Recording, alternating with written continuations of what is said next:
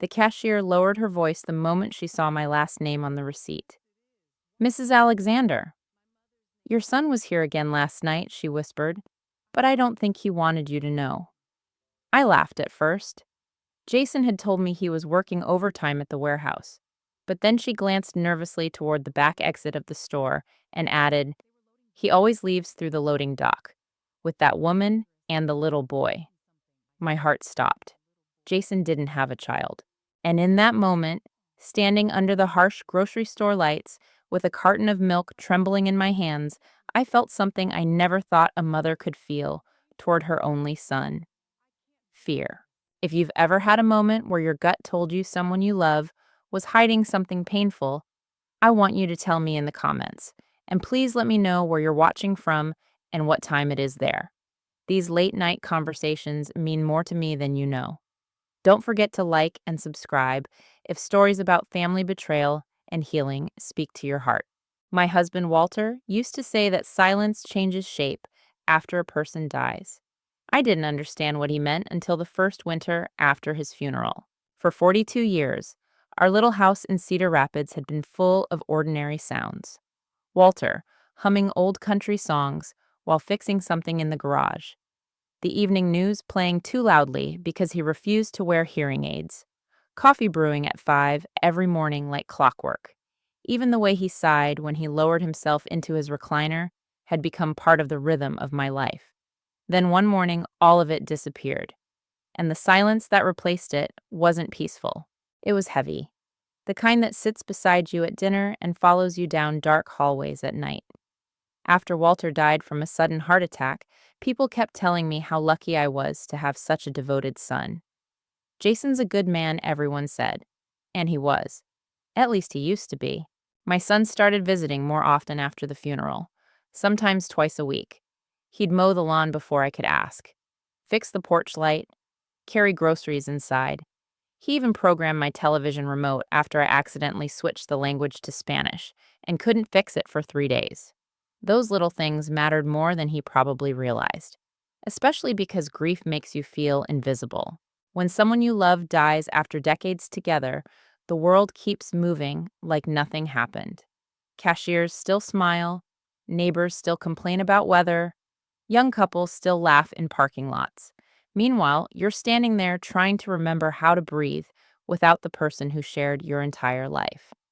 Jason became my anchor during that time. That's why what happened later nearly destroyed me. At first, I blamed his distance on stress.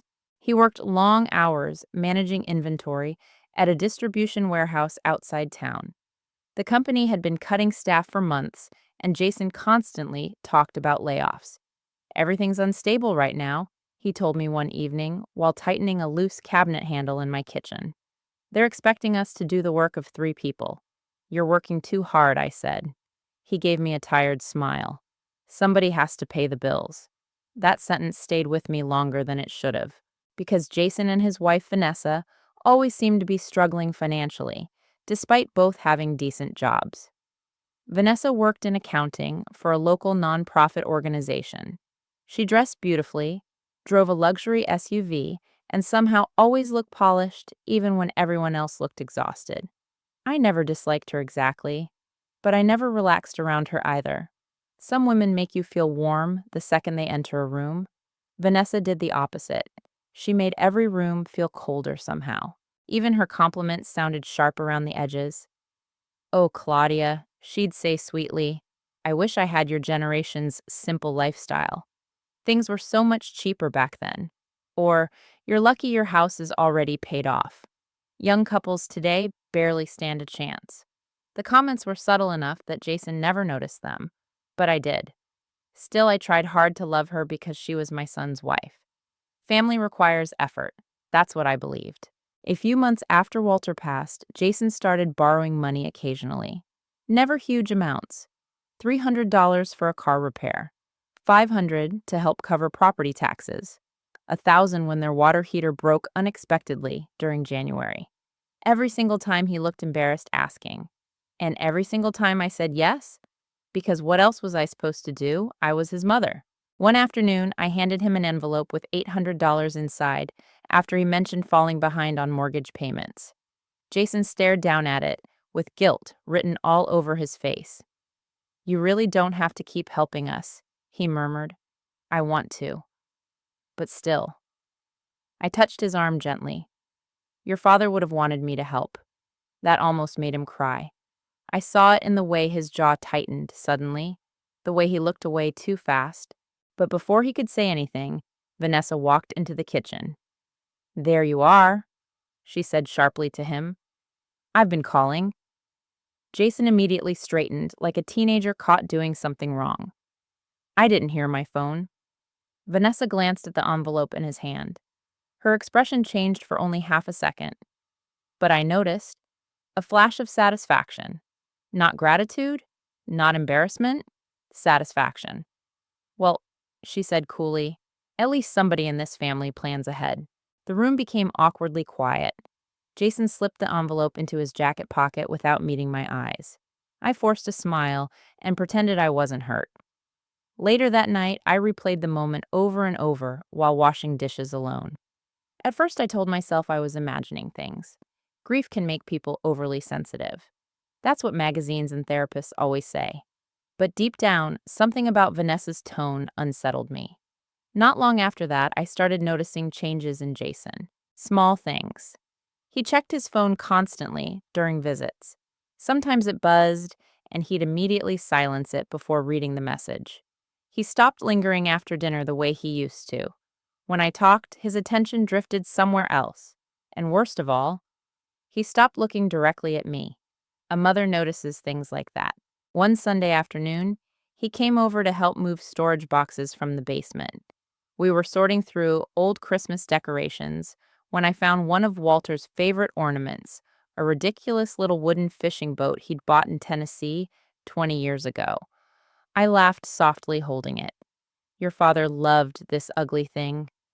Jason smiled faintly. Then suddenly his eyes filled with tears. So quickly, it startled me.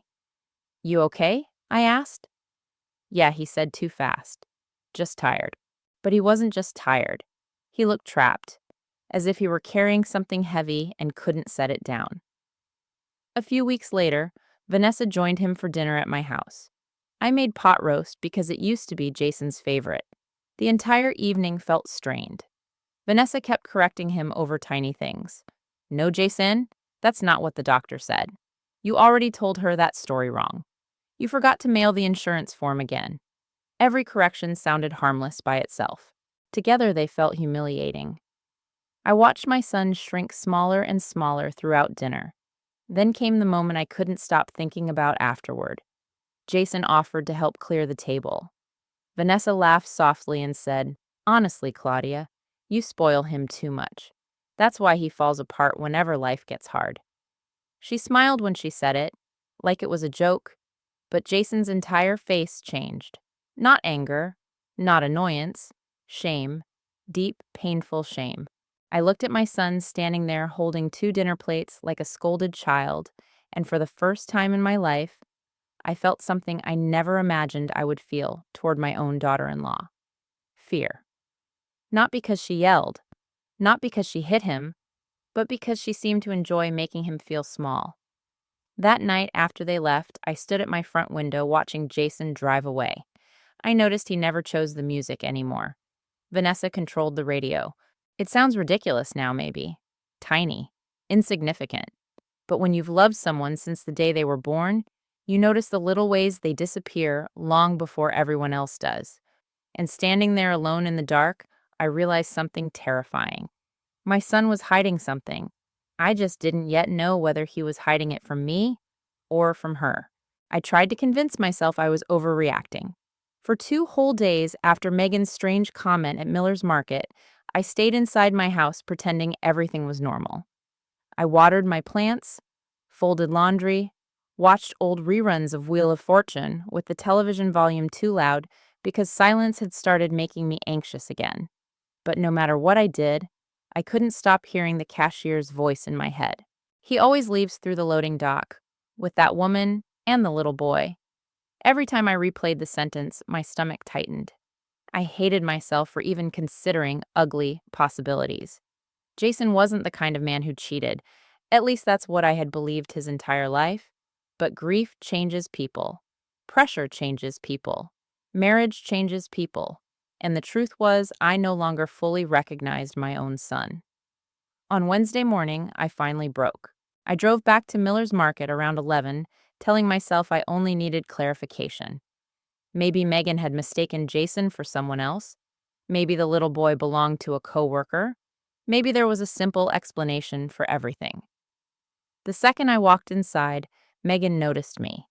Her expression immediately shifted from cheerful to nervous.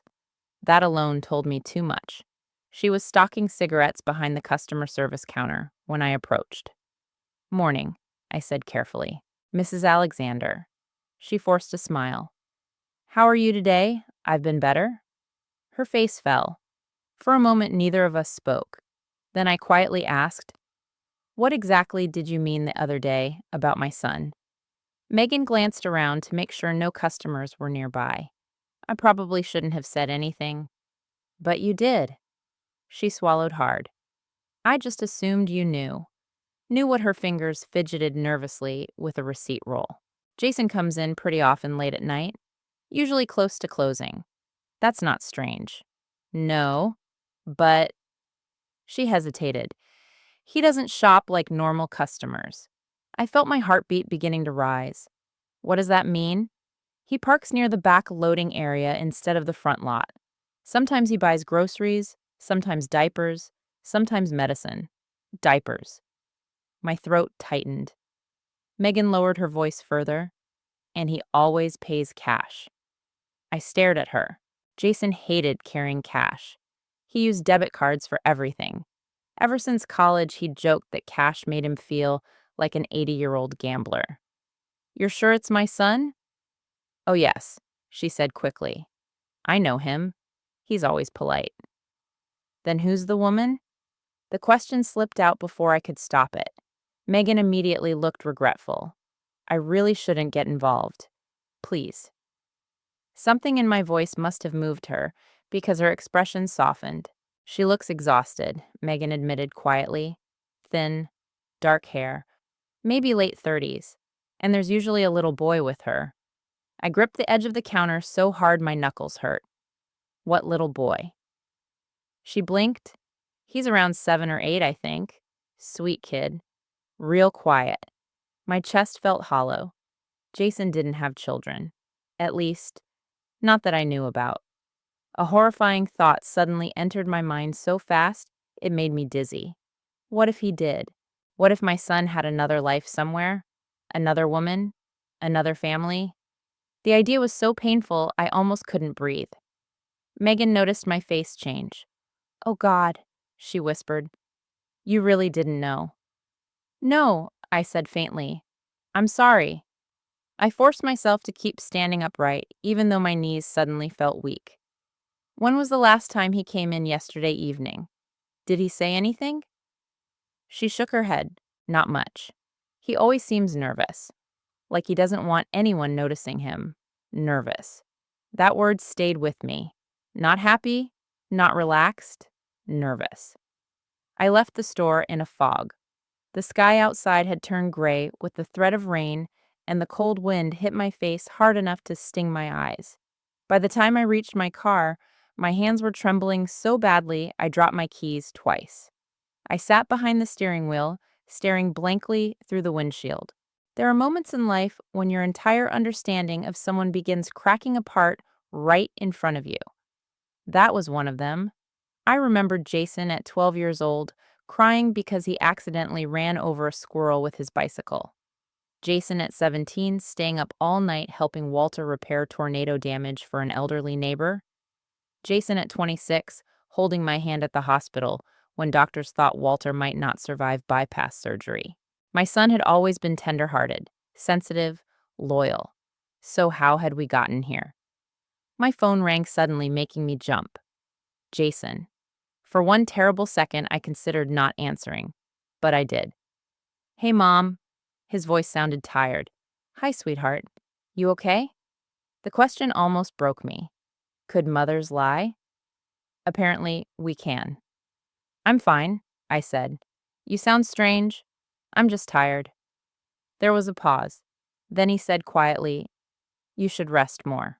The irony of hearing that, while I sat in a parking lot, wondering whether he had secretly built another family, nearly made me laugh. Or cry. I wasn't sure which. "Are you working tonight?" I asked carefully. Another pause. "Yeah." "Why?" "No reason." "You need anything before I head in?" The concern in his voice sounded genuine. That made everything worse. "No," I whispered. "I'm all right." After we hung up, I sat there staring at my reflection in the rearview mirror. I looked older than I had a week earlier. Fear does that to people, especially fear involving someone you love. That evening, I tried distracting myself by organizing Walter's old workshop in the garage. But every object reminded me of family: old fishing gear, Christmas lights, Jason's childhood baseball glove. I found a faded photo tucked inside a toolbox. Walter teaching 8-year-old Jason how to hammer nails into scrap wood, both of them smiling proudly. I burst into tears so suddenly it startled me, because I realized something devastating in that moment. If Jason truly was hiding another family, then I had failed somewhere as a mother. By 9 o'clock that night, the rain had started. Heavy, cold, the kind that rattles windows and makes the whole world feel lonely. I made tea and sat at the kitchen table staring at my phone. I could call Jason directly. I could ask him everything, but something stopped me. Maybe instinct, maybe fear of hearing the answer, or maybe because deep down, I already sensed the truth wasn't simple. Nothing about Jason's behavior felt joyful or romantic. He didn't act like a man in love. He acted like a man drowning. Around 10:30, I finally stood up, grabbed my car keys, and put on my coat. I don't know exactly when suspicion turns into obsession, but I know that night mine did. I drove through rain-soaked streets toward Miller's Market, with my heart pounding harder every mile. Part of me prayed Megan had been wrong. Part of me prayed I'd find nothing at all. But another part, the part mothers are born with, already knew my life was about to change. And as the glowing supermarket sign appeared through the rain ahead of me, one terrible thought kept repeating in my mind: whatever Jason was hiding. He was terrified for me to see it. I felt ridiculous the moment I parked behind Miller's Market. A 67-year-old widow, hiding in a rain-soaked car to spy on her own son, sounded less like real life and more like one of those dramatic television movies Walter used to complain about. But I couldn't stop now.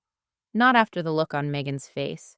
Not after months of watching Jason slowly disappear into someone I barely recognized. The rain tapped steadily against my windshield while I killed the engine and pulled my coat tighter around myself. The employee parking area behind the store was dimly lit, mostly empty, except for 2 delivery trucks and a silver sedan near the loading dock. I checked the dashboard clock. 10:14 p.m. The store closed at 11.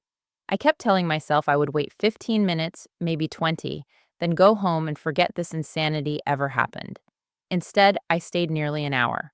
Every pair of headlights made my pulse jump. Every employee who exited through the back door made my stomach twist. At 10:52, Jason's truck finally pulled into the alley beside the building. My breath caught instantly. Even from a distance, I recognized the old blue Ford pickup Walter had helped him restore years ago. Jason parked far from the security cameras. That detail alone chilled me. He sat inside the truck for nearly a minute before getting out. Rain soaked his jacket almost immediately as he hurried toward the rear entrance carrying 2 reusable grocery bags. I stared through the windshield in disbelief. Why the back entrance? Why the secrecy? Jason knocked twice on the metal door. A few seconds later, someone inside unlocked it. Not an employee. A woman. She looked exhausted. That was my first thought. Not glamorous, not seductive, just tired. She wore a thin gray sweatshirt, despite the freezing weather, and her dark hair was pulled into a messy knot, like someone too overwhelmed to care about appearances anymore. Jason handed her the bags gently. Then he reached into his coat pocket and pulled out an envelope. Money. I felt physically sick. The woman immediately shook her head. Even from inside my car, I could see her resisting. Jason insisted.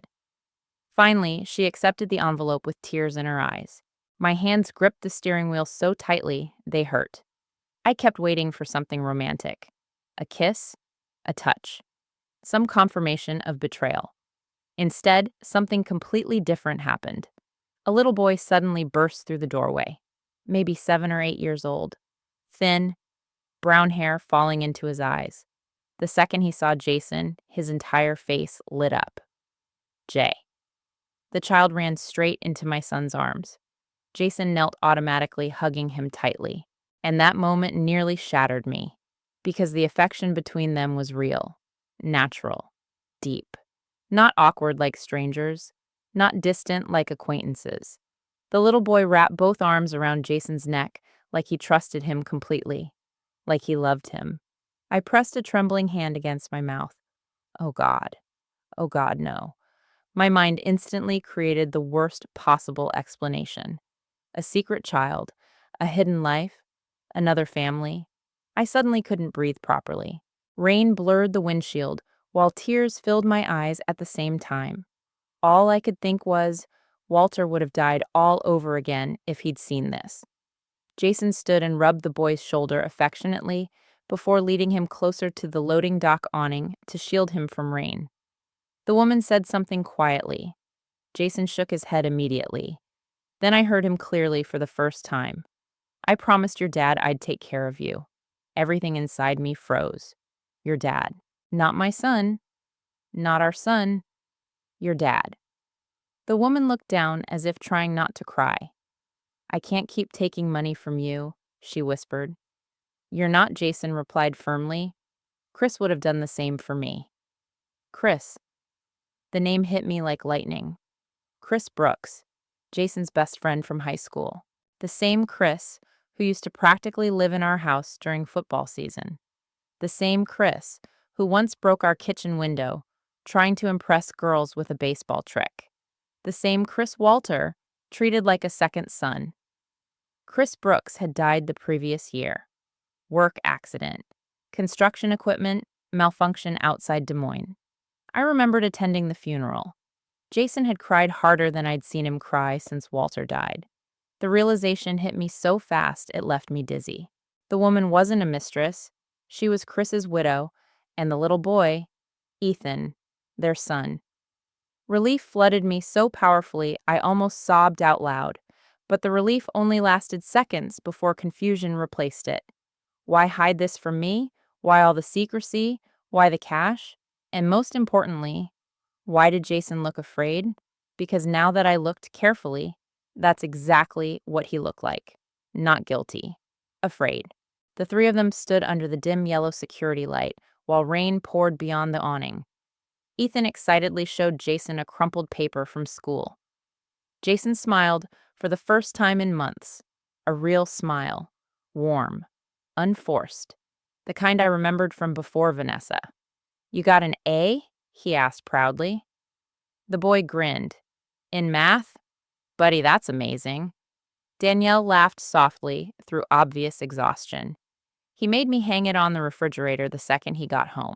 Jason ruffled Ethan's wet hair gently. I knew you could do it. I felt tears sting my eyes again, because I suddenly realized something painful. My son hadn't looked that relaxed around me in a very long time. Then Danielle's expression changed. Concern. Does your wife know you're here? Jason immediately glanced away. No. You can't keep lying to her. I'm handling it. She'll find out eventually. I said I'm handling it. His voice wasn't angry. It was strained. Desperate. Danielle lowered her voice, but I still caught enough through the rain. She already hates that you helped us after the funeral. Jason rubbed both hands over his face tiredly. She thinks I'm wasting money. You are giving us money you don't even have. I'll figure it out. Danielle stared at him for several long seconds. Then she asked quietly, Does your mom know Jason went completely still? The silence lasted just long enough to hurt. Finally, he whispered, No. Jason, she's been through enough already. I felt my chest tighten painfully. There was shame in his voice and fear. Not the fear of being caught cheating, the fear of disappointing someone. Danielle touched his arm gently. You can't carry everybody. Jason laughed softly, but there was no humor in it. Somebody has to. That sentence again. The exact same sentence he'd said to me weeks earlier in my kitchen. Only now I understood it differently. Ethan tugged on Jason's sleeve. Are you coming Friday? Jason nodded immediately. Wouldn't miss it. Promise, I promise. The little boy hugged him again before Danielle carefully led him back inside through the loading door. Jason remained standing alone under the awning after they disappeared. For a moment, he simply leaned against the wall with his eyes closed, completely exhausted, completely defeated. And suddenly, watching my son standing there alone in the rain, I realized something far more frightening than infidelity. Jason wasn't living a double life. He was drowning, and somehow, he believed he had to drown in silence. I should have driven home then. I should have respected his privacy and waited for him to tell me the truth himself. Instead, I stayed hidden in that parking lot, watching my son wipe tears from his face before climbing back into his truck. Because deep in my bones, I knew this story wasn't over. Not even close. And for the first time since Walter died, I had the terrifying feeling that something poisonous had already entered my family long before I noticed it. Something far more dangerous than lies. Control. I barely slept after that night behind Miller's Market. My mind kept replaying the same images over and over. Jason kneeling in the rain beside Ethan. The exhaustion on Danielle's face. The way my son had whispered Vanessa's name like someone speaking about a loaded weapon. Most of all, I couldn't stop thinking about one terrifying realization: Jason had been lying to me. But not for the reasons I feared. That somehow hurt worse. Because it meant my son was carrying a burden so heavy, he believed even his own mother couldn't help him. The next morning, I made coffee and sat alone at my kitchen table while pale winter sunlight crept across the floorboards. Walter's empty chair faced me like a ghost. You always said I worried too much, I murmured softly to him. But this time, my instincts had been right, just not in the way I expected. I should have felt relieved. There was no affair, no secret child, no second family. Instead, there was something sadder. My son looked like a man trapped inside his own life. Around noon, Jason called. Hey, Mom. His voice sounded tired again. I suddenly wondered when he'd last truly rested. Hi, sweetheart. You busy today? No. I was thinking about stopping by after work. My pulse jumped slightly. Tonight? Yeah, if that's okay. I hesitated for half a second too long. Mom? Of course, I said quickly. I'd love that. After we hung up, I sat there staring into my coffee. Part of me wanted to confront him immediately. I could simply say, I saw you. I know about Danielle and Ethan, but something stopped me. Maybe because of the look on his face behind the supermarket. That wasn't the face of a dishonest man enjoying deception. That was the face of someone suffocating. So instead of confronting Jason, I decided to listen. Really listen. For the first time in months. That evening, he arrived alone around 7, carrying takeout containers from my favorite Italian restaurant. No, Vanessa, I asked carefully. She had a work dinner. Something in his tone made me suspect that wasn't entirely true, but I let it go. We ate quietly at the kitchen table while snow drifted outside the windows. For the first 20 minutes, conversation stayed comfortably shallow. Weather, gas prices, a neighbor's new roof. Then I noticed Jason checking his phone again, every few minutes. Every single time, tension tightened his shoulders afterward. Finally, I asked gently, everything all right? He forced a smile. Yeah. Are you sure I'm fine? Mom? Fine. People use that word when they're anything but.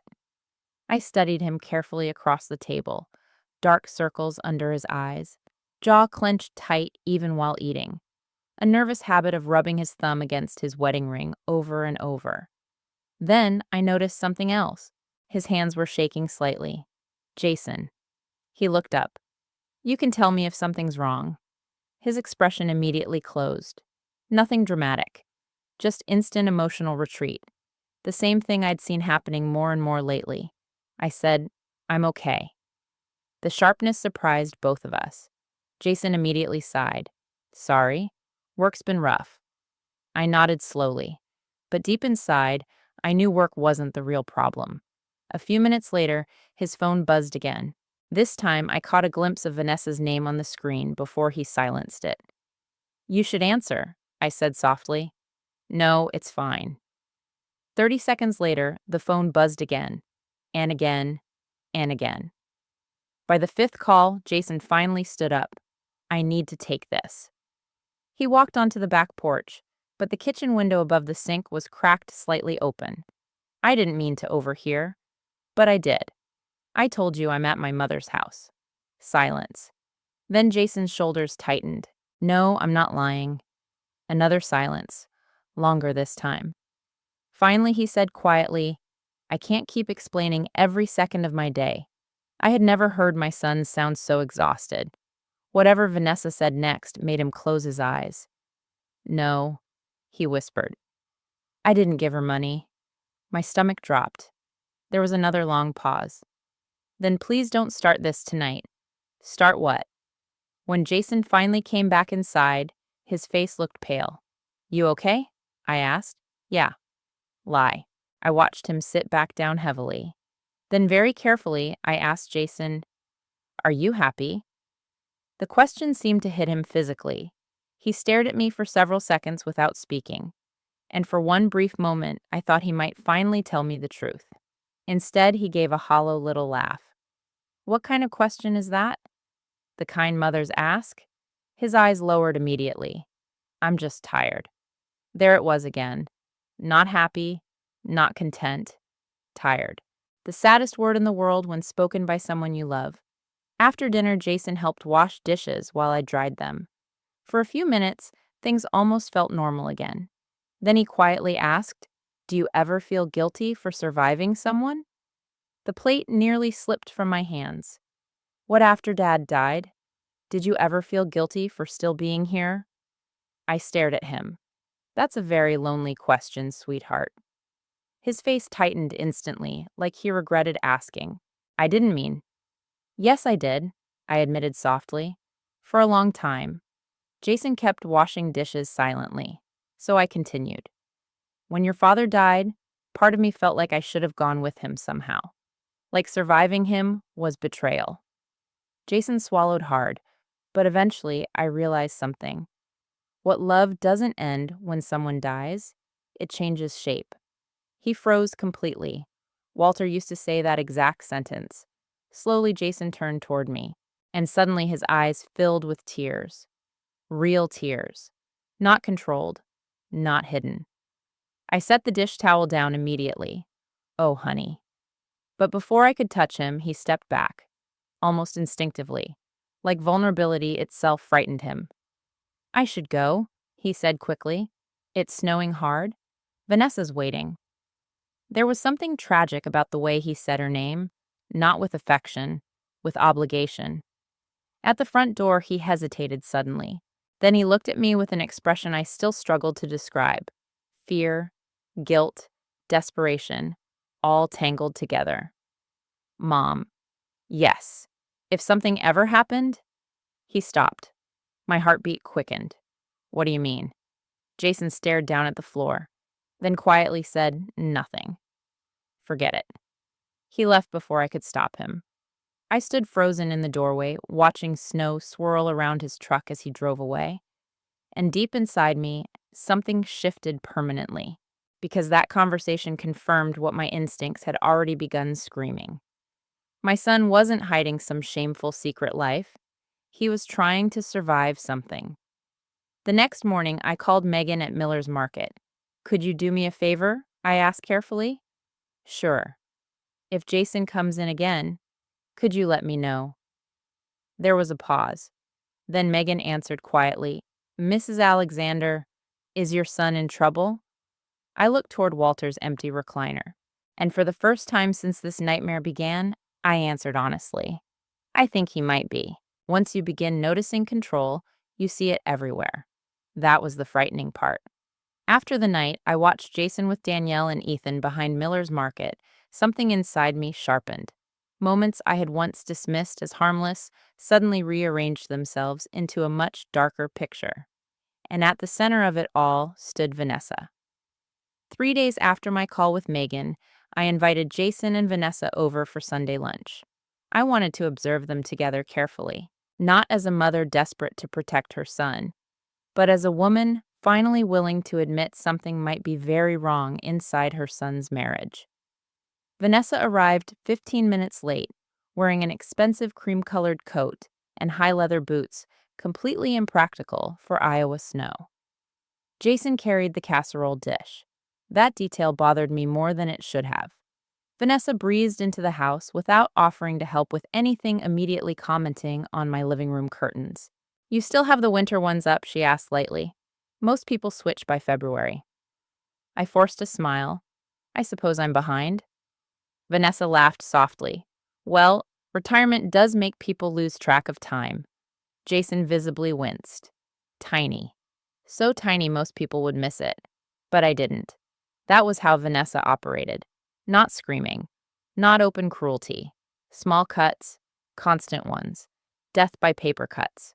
During lunch, I deliberately stayed quiet and watched. It didn't take long to notice the pattern. Every decision belonged to Vanessa. Jason reached for iced tea instead of water. "You said you were avoiding sugar," Vanessa corrected immediately. Jason set the glass back down without argument. Later, he mentioned maybe replacing the tires on his truck soon. Vanessa responded before he finished the sentence. "We can't afford unnecessary spending right now." The embarrassment on Jason's face hit me like a punch. It wasn't just disagreement, it was permission. My 41-year-old son sounded like a teenager asking for allowance money. At one point, Jason laughed at something I said about Walter accidentally setting our grill on fire years ago. The laugh was genuine, warm. Then Vanessa looked at him. Not even angrily, just a certain look.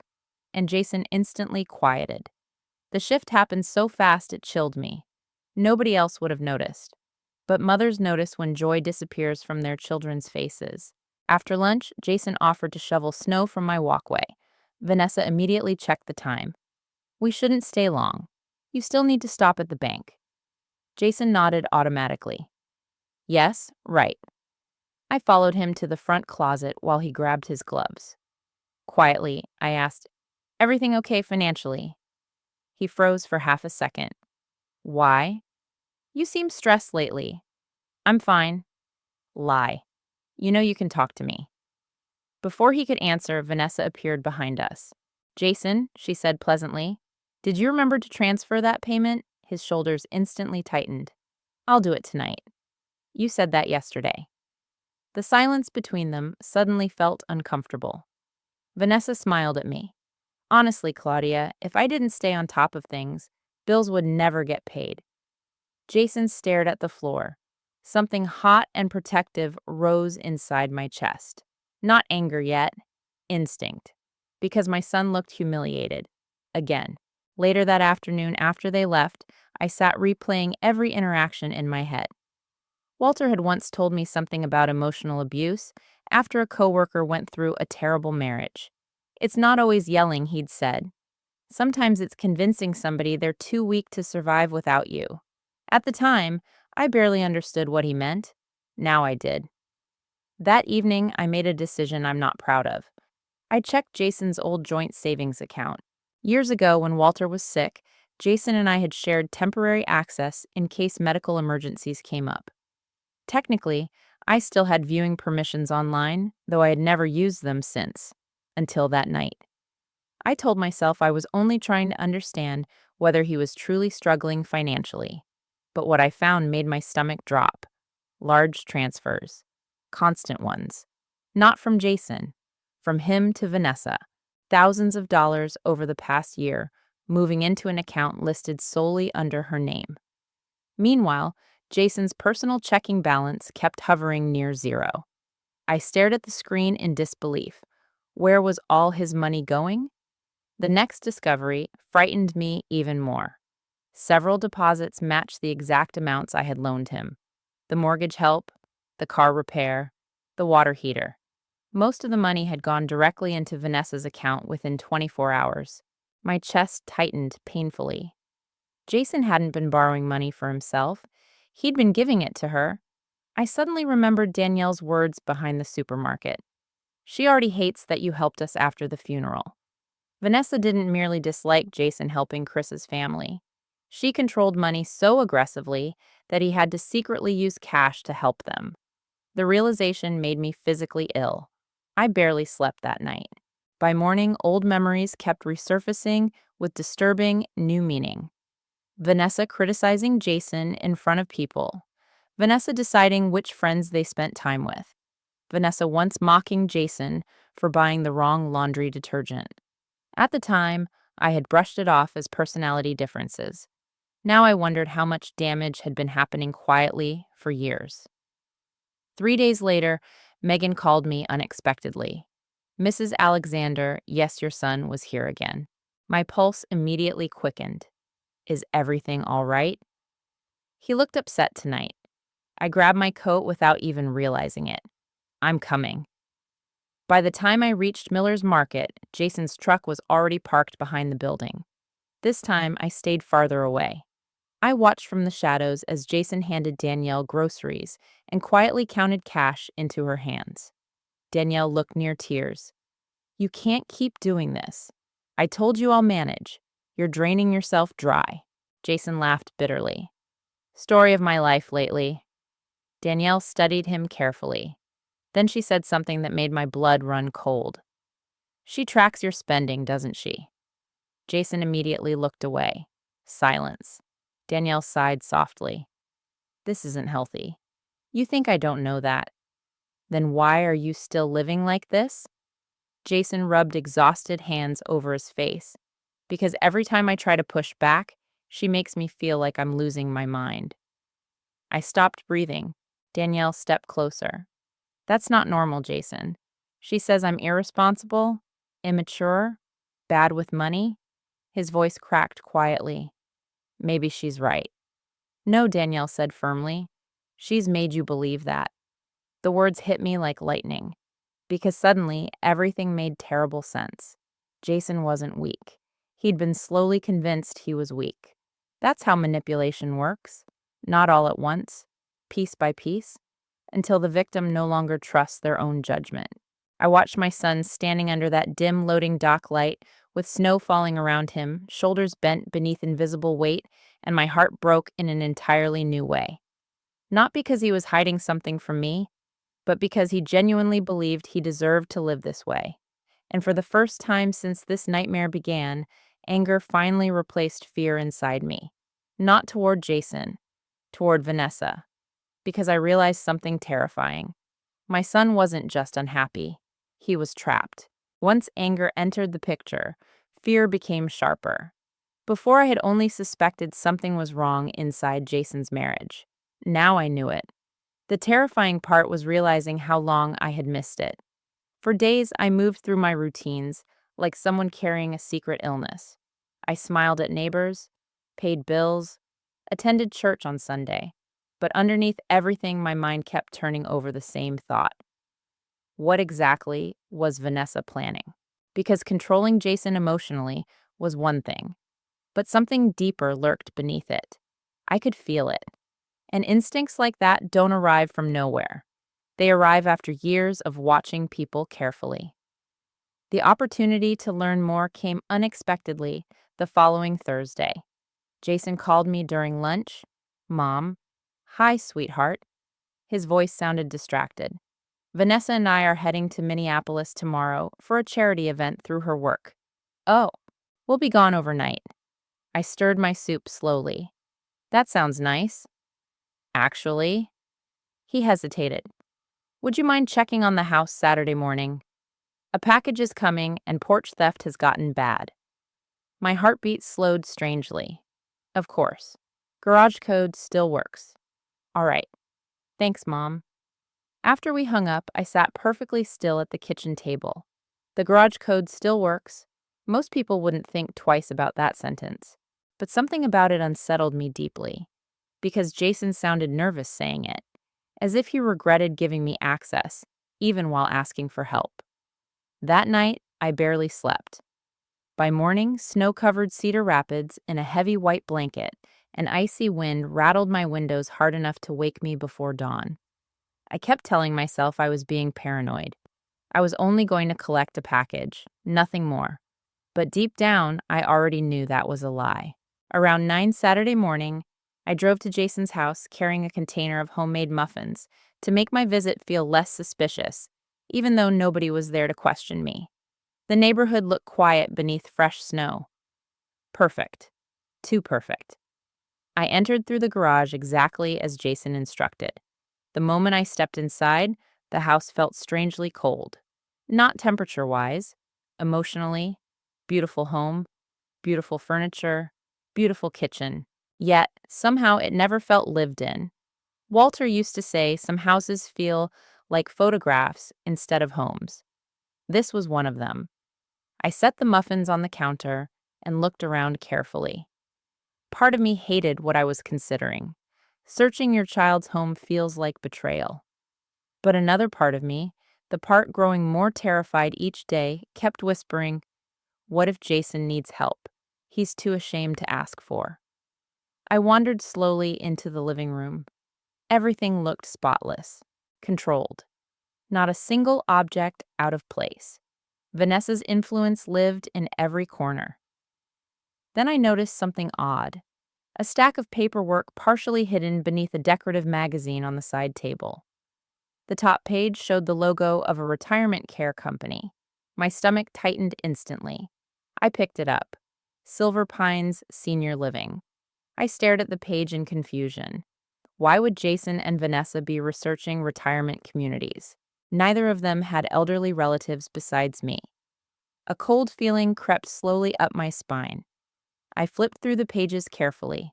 Pricing plans, memory care options, assisted living packages. Then I saw handwritten notes in the margin. Could qualify faster with cognitive evaluation. My hands started trembling. Cognitive evaluation. For several seconds, I simply stood frozen in the silent living room, staring at those words. No. No, no, no. I forced myself to breathe slowly. Maybe there was another explanation. Maybe Vanessa was researching facilities for someone at work. Maybe. Then I saw my own name, written on a yellow sticky note attached to the back page. Claudia Alexander. Below it, power of attorney discussion. My entire body went cold. I nearly dropped the papers. Suddenly, every tiny instinct I'd ignored over the past year came crashing together at once.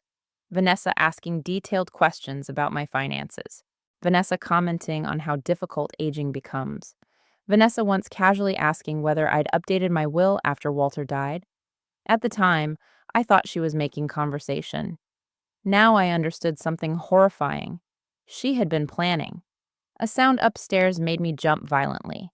For one panicked second, I thought someone was home. But it was only the heater turning on. Still, my pulse pounded so hard it hurt.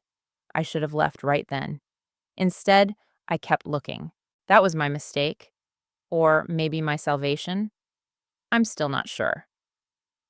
The office door near the hallway was locked. I had never seen it locked before. Another detail that instantly bothered me. Jason wasn't secretive by nature. Vanessa was. I stood outside the door debating with myself. Then I remembered something. Years ago, Jason hid a spare key above the laundry room doorway because he constantly locked himself out of rooms while doing home repairs. I checked instinctively. The key was still there. My hands shook as I unlocked the office. The room smelled faintly like printer ink and Vanessa's expensive perfume. A sleek desk sat near the window covered with perfectly organized folders. Too organized, like someone carefully controlling information. I moved cautiously through the room, listening constantly for sounds outside. Then I opened the top desk drawer. Inside were folders labeled with my name, medical records, property tax documents, copies of my bank information. My chest tightened painfully. Why did Vanessa have all this? I flipped through the papers, faster now, panic building. Then I found something that nearly stopped my heart. a partially completed guardianship packet. My vision blurred. I gripped the desk edge to steady myself. The document contained notes about memory concerns, financial vulnerability, confusion following spouse death. Every sentence painted me as mentally declining, frail, forgetful, incompetent. And at the bottom of one page, Jason's signature.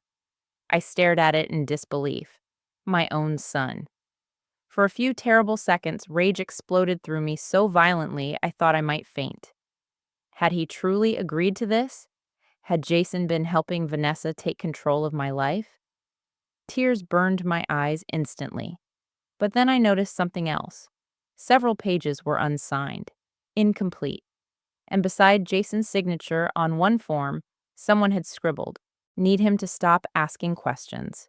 Not Jason. Him. A wave of clarity suddenly hit me. Jason hadn't understood everything he signed. Vanessa had manipulated him, maybe gradually, maybe strategically, but this entire setup reeked of control. Another drawer contained photocopies of my signature from old birthday cards and insurance paperwork. That frightened me more than anything else, because there was only one reason to practice someone's signature: forgery. My breathing became shallow. This wasn't emotional manipulation anymore. This was something far darker. And suddenly I realized the true danger Jason might be in. If Vanessa was willing to do this to me, what had she already done to him? A car door slammed outside. I nearly screamed. Panic shot through me instantly. I rushed to the office window and peeked through the blinds. A delivery driver, only a package. But the fear flooding my body felt very real. Because now I understood something terrible. I was no longer imagining danger. I had found it. I quickly photographed every document with my phone before returning everything exactly as I found it. By the time I locked the office again, my entire body felt weak. I left the house carrying the package Jason asked me to retrieve, but I barely remembered driving home afterward. Once inside my own kitchen, I placed the box on the counter and finally let myself cry. Not delicate tears, violent ones, because nothing hurts like realizing someone has quietly been planning your helplessness. And nothing terrifies a mother more than understanding her child may already be trapped inside that same manipulation. For the first time since Walter died, I truly felt alone. But beneath the fear, something else had begun growing: resolve. For 2 days after finding the guardianship papers, I lived in a strange state between panic and disbelief. Every morning I woke, hoping I had imagined everything. Every night I remembered the folders, the forged signatures, the notes about my cognitive decline, and Jason's name sitting helplessly inside all of it, like a man trapped in quicksand. I stopped answering Vanessa's texts immediately. Not completely, just slower, careful. Because now I understood something important. If Vanessa suspected I knew the truth, she would move faster. And I wasn't ready yet. I needed to understand the full scope of what she was planning. More importantly, I needed to know how much Jason actually understood. On Tuesday afternoon, Jason stopped by unexpectedly after work. The moment I opened the door, I could tell something was wrong. His face looked exhausted, not physically, emotionally, like someone who had spent hours apologizing for existing. "You okay?" I asked immediately. "Yeah." Lie. Again. He stepped inside carrying a grocery bag. "I brought you soup from Delaney's." "That was sweet of you." He shrugged awkwardly. We moved into the kitchen, and I watched him carefully while he unpacked containers. His movements seemed distracted, tense, like his mind never fully stayed in one place anymore. Finally, I asked gently, "How was Minneapolis?" Jason froze for the smallest fraction of a second. "Fine." "Successful event?" "Yeah." Another lie. I knew it instantly. Not because of the words, because Jason couldn't maintain eye contact while saying them. I poured coffee slowly. "Did you and Vanessa have a nice time together?" He gave a tired laugh. "We mostly worked." Something inside me ached watching him, because the old Jason would have told me funny stories by now. Complained about hotel pillows, mentioned bad coffee. Normal things. Instead, every conversation with him now felt like stepping around broken glass. Then his phone buzzed. Vanessa. Of course. He immediately answered. Hey. Pause. No, I'm still at mom's. Another pause. His shoulders tightened. I'll leave in a minute. Pause again. Then quietly, I said, I'll leave in a minute. He ended the call and slipped the phone back into his pocket. I pretended to focus on my coffee. She worries when you're late, I said carefully. Jason stared into space for a moment before speaking.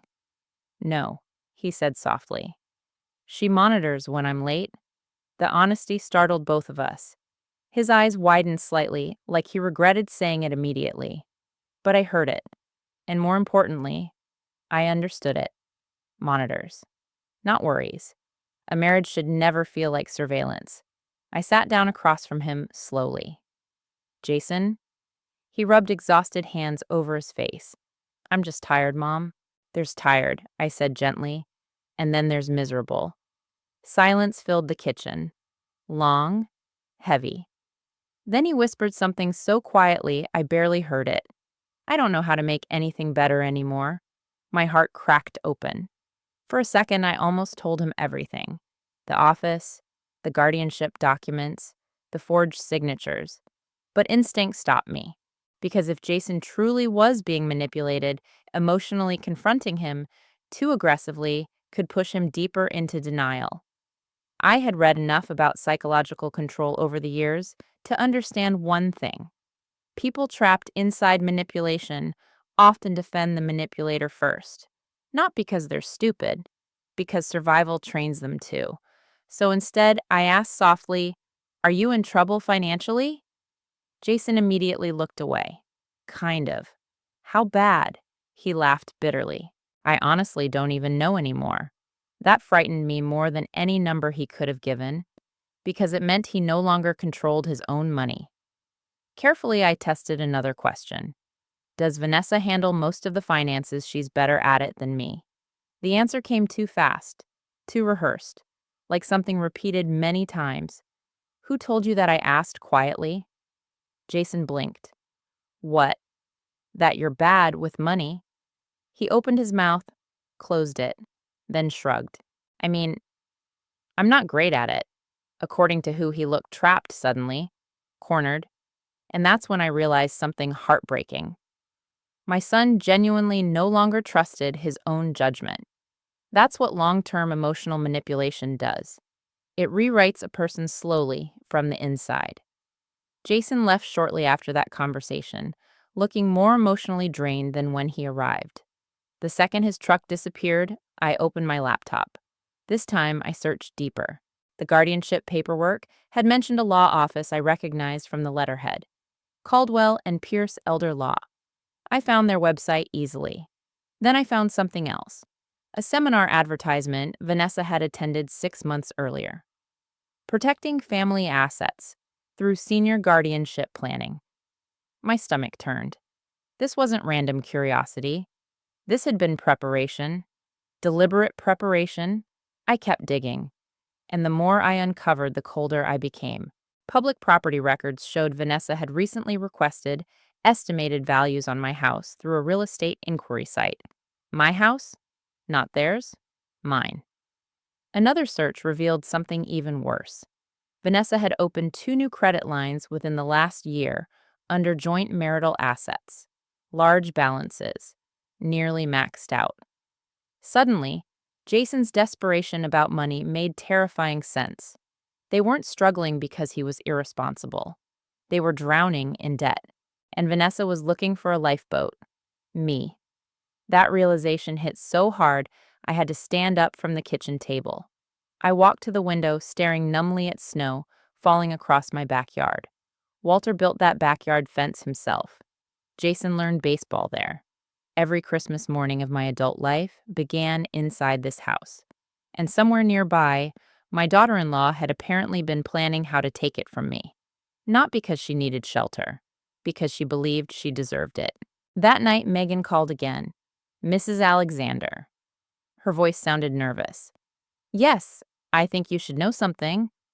My heartbeat quickened immediately. What is it? Vanessa came into the store tonight. Cold spread through my chest instantly. What did she want? She asked if Jason had been shopping there late. I stopped breathing. What did you say? I told her I didn't know. Fear crept up my spine slowly. Vanessa was suspicious. That meant Jason's secret support for Danielle and Ethan was getting harder to hide. But Megan wasn't finished. She also asked about you. My grip tightened around the phone. What about me? She asked if you ever seemed confused lately. The room spun slightly. Exactly the language from the guardianship forms. Megan continued carefully. She laughed it off afterward. Said aging has been hard on you since your husband died. I closed my eyes. There it was. The narrative. Vanessa was already laying groundwork publicly, planting doubt, quietly building a story around my mental decline, a story designed to sound compassionate, concerned, reasonable. That was the truly dangerous part. Cruel people rarely present themselves as cruel. They present themselves as helpful. After I hung up with Megan, I sat alone in my dark living room for nearly an hour, thinking, planning, and slowly realizing something difficult. I could no longer afford to behave like a frightened old woman, hoping problems would disappear. Because Vanessa wasn't hoping. She was acting, strategizing, building legal foundations beneath my feet while smiling across dinner tables. And if I waited too long, I might lose control of my life before I even had the chance to fight back. That was the night I made a decision. I would stop reacting emotionally and start preparing quietly. Because if Vanessa wanted a war over my future, she was about to discover I wasn't nearly as fragile as she believed. The strangest thing about deciding to fight back was how calm I suddenly became. Not peaceful, not safe, but focused. Fear had ruled me for weeks. Fear of losing Jason, fear of betrayal, fear of ending up helpless inside some nursing facility while strangers controlled my life. But once I accepted the truth, something inside me hardened. Vanessa believed I was weak, grieving, confused, exactly the kind of elderly widow people underestimate. So I decided to let her keep believing it. That became my first real strategy. 3 days later, I met with Rebecca Lawson. Her law office sat inside an old brick building downtown near the courthouse. Rebecca herself looked exactly how you'd hope a good attorney would look: sharp eyes, silver-streaked hair, and the kind of calm presence that made you feel safer the second she shook your hand. After I explained everything, she sat silently for a long moment. Then she asked one question. Do you trust your son? I stared down at my trembling hands. Yes, I whispered, but I don't think he trusts himself anymore. Rebecca nodded slowly. That's important. I handed her copies of the photographs from Vanessa's office, the guardianship documents, the notes about my supposed cognitive decline, the photocopied signatures. Rebecca's expression darkened visibly as she examined them. She's building a legal narrative, she said quietly. What does that mean? It means she's creating a paper trail designed to make future accusations look believable. Cold spread through my chest. So she really could take my house. Rebecca looked directly at me. Not easily. But if she convinced a court you were mentally impaired and manipulated Jason into supporting her claims. She paused carefully. It could become very ugly. I suddenly felt nauseous. Rebecca continued gently. The good news is this paperwork also helps you. How? It proves premeditation. That word settled heavily between us. Premeditation, not concern, not misunderstanding, planning. Rebecca leaned back in her chair. From this moment forward, you need to document everything. Everything: phone calls, conversations, financial requests, any mention of your memory health or living situation. I nodded slowly. Then Rebecca said something unexpected. Don't confront Vanessa yet. I wasn't planning to. Good. Because people like this become dangerous when cornered. That sentence stayed with me. People like this. Rebecca had seen Vanessa's type before. That terrified me. Before I left, Rebecca handed me a small digital recorder. Keep this with you. I stared at it uneasily. I feel ridiculous. You're not ridiculous, Claudia, she said firmly. You're preparing. When I got home, I placed the recorder inside my purse beside my reading glasses and lipstick. Such an ordinary little object. And yet, carrying it made me feel like my entire life had quietly shifted into something darker. That same evening, Megan called again. Jason's here. I grabbed my coat immediately. This time, however, I didn't stay hidden in the parking lot. I waited until Jason left. Then I walked directly toward the loading dock.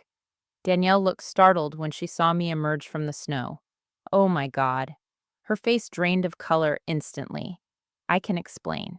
You don't need to, I said gently. Behind her, Ethan peeked nervously from the doorway, clutching a math workbook.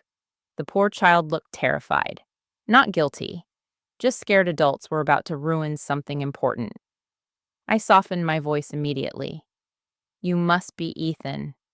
He nodded cautiously. I'm Claudia. The grandma? He asked innocently. Danielle looked horrified. But strangely, my heart cracked open a little. The grandma. Not because Jason lied about me, because apparently he talked about me. I smiled softly at Ethan. Something like that. Danielle quickly ushered him inside. Go finish your homework, baby. Once he disappeared, she turned back toward me, looking overwhelmed. I swear to God, nothing inappropriate is happening between me and Jason. I know. Her entire body visibly relaxed. For several seconds, neither of us spoke. Then Danielle whispered, He didn't want you finding out like this. I know that too. Snow fell steadily around us, while warm air drifted faintly from the loading dock doorway. Danielle looked exhausted beyond words. Not just financially, emotionally. I hate that he's carrying us, she admitted quietly. But we had nowhere else to turn after Chris died. I nodded slowly. Jason loved Chris. He still does. Tears filled Danielle's eyes instantly. He made Chris a promise at the hospital before he died. My throat tightened. What promise? That he'd make sure Ethan and I survived. The pain in her voice nearly broke me. He's the only reason we still have an apartment. I closed my eyes briefly. My son, drowning himself trying to save everyone else. Then I asked the question haunting me for weeks. Why is he so afraid of Vanessa finding out? Danielle's expression changed immediately. Not confusion, fear, real fear. You know how she is with money. I'm beginning to. She checks everything, Danielle whispered. Bank statements, purchases, mileage on his truck sometimes. My stomach turned. That's not normal. No, Danielle agreed quietly. It's not. I glanced toward the doorway, where Ethan sat visible at a small folding table, inside, carefully doing homework beneath fluorescent lights. Children should never have to live around this much tension. Danielle lowered her voice further. She told Jason helping us was pathetic. Rage burned slowly through my chest. She said Chris was dead and Jason needed to stop playing savior. I looked away for a second because anger suddenly felt dangerous. Then Danielle said something even worse. A few months ago, she threatened to call Child Protective Services on me. I snapped my head back toward her. What she said, if Jason kept giving us money, she'd report me for instability and try to get Ethan removed. The world seemed to stop. That's insane. Danielle laughed bitterly. Yes. I suddenly understood why Jason looked constantly terrified. This wasn't ordinary marital conflict anymore. Vanessa weaponized fear. Financial fear. Emotional fear. Even fear involving children. And people trapped under that kind of pressure slowly stop thinking clearly. Danielle studied me carefully. He loves you, you know. Tears instantly burned my eyes. Then why sign those papers? The question escaped before I could stop it. Danielle froze. What papers? I realized my mistake immediately. Too much. Too soon. But it was too late now. Slowly, I explained what I found in Vanessa's office. Danielle looked physically sick by the end. Oh my God. She's trying to convince people I'm mentally declining. Danielle covered her mouth with both hands, then whispered something that chilled me completely. Jason probably doesn't even understand what he signed. I know. No, she said firmly. You don't understand. Vanessa fills out paperwork and just tells him where to sign things all the time. That sentence settled heavily inside me. Not because it excused Jason, because it confirmed how deeply manipulated he had become. Danielle looked toward Ethan again before speaking softly. He used to be confident. I know. Now he apologizes for everything. My chest ached hearing someone else notice it too, because mothers always fear they're imagining things when it comes to their children. But I wasn't imagining this. Jason was disappearing, and Vanessa was helping it happen piece by piece. That night, after leaving Miller's Market, I sat in my car gripping the steering wheel while snow covered the windshield. For the first time since this nightmare began, I stopped asking myself whether Vanessa was dangerous. That question had already been answered. The real question now was, how far was she willing to go? And more importantly, could I save my son before she destroyed what remained of him completely? The hardest part of pretending to be weak is resisting the urge to defend yourself. Every instinct inside me wanted to confront Vanessa directly. I wanted to slam the guardianship papers onto the table and demand explanations. I wanted to scream at her for manipulating my son, for quietly circling my life like a vulture while smiling across holiday dinners. But Rebecca's warning stayed in my head constantly. People like this become dangerous when cornered. So instead, I performed weakness. And the frightening thing was how quickly Vanessa responded to it. 3 days after my conversation with Danielle, I invited Jason and Vanessa over for dinner. I made roast chicken mashed potatoes, green beans, the same comfort meal I'd cooked for decades whenever life felt uncertain. Before they arrived, I placed Rebecca's digital recorder beneath a stack of cookbooks on the kitchen counter. Then I practiced looking tired in the hallway mirror. Not dramatic, subtle, a little distracted, a little slower. It sickened me how easily old women can disappear into stereotypes people already expect. By 6:30, Vanessa and Jason arrived. The second Vanessa entered the house, her eyes scanned me carefully. Evaluating.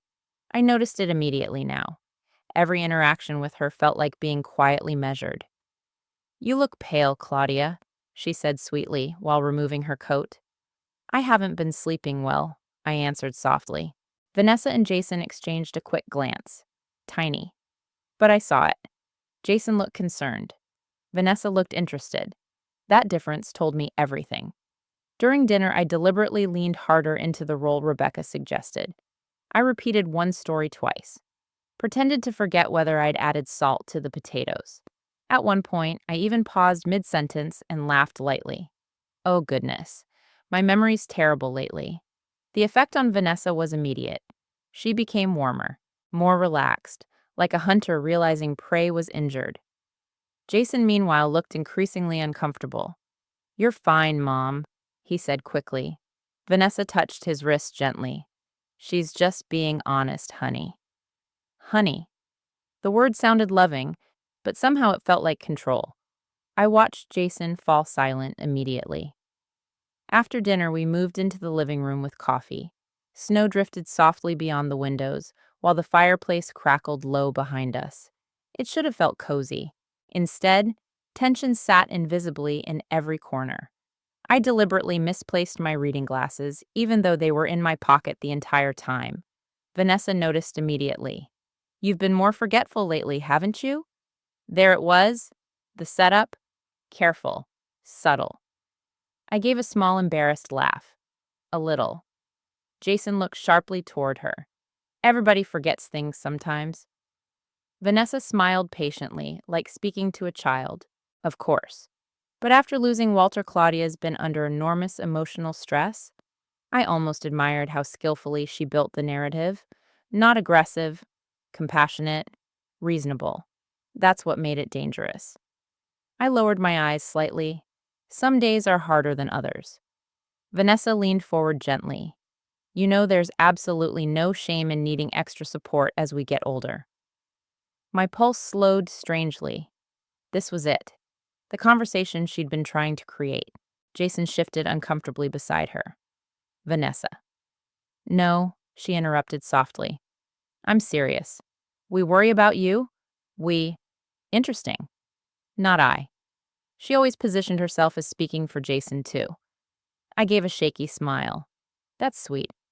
You shouldn't be alone all the time, Vanessa continued, especially in a big house. There it was again. The house.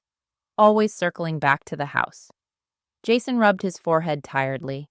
Can we not do this tonight? Vanessa turned toward him calmly. Do what you know what. Her expression changed almost invisibly. Still smiling, but colder underneath. I'm trying to talk about your mother's well-being. Jason stared at the carpet, and suddenly I understood something heartbreaking. This was familiar territory for him. The subtle, emotional traps. The impossible positioning.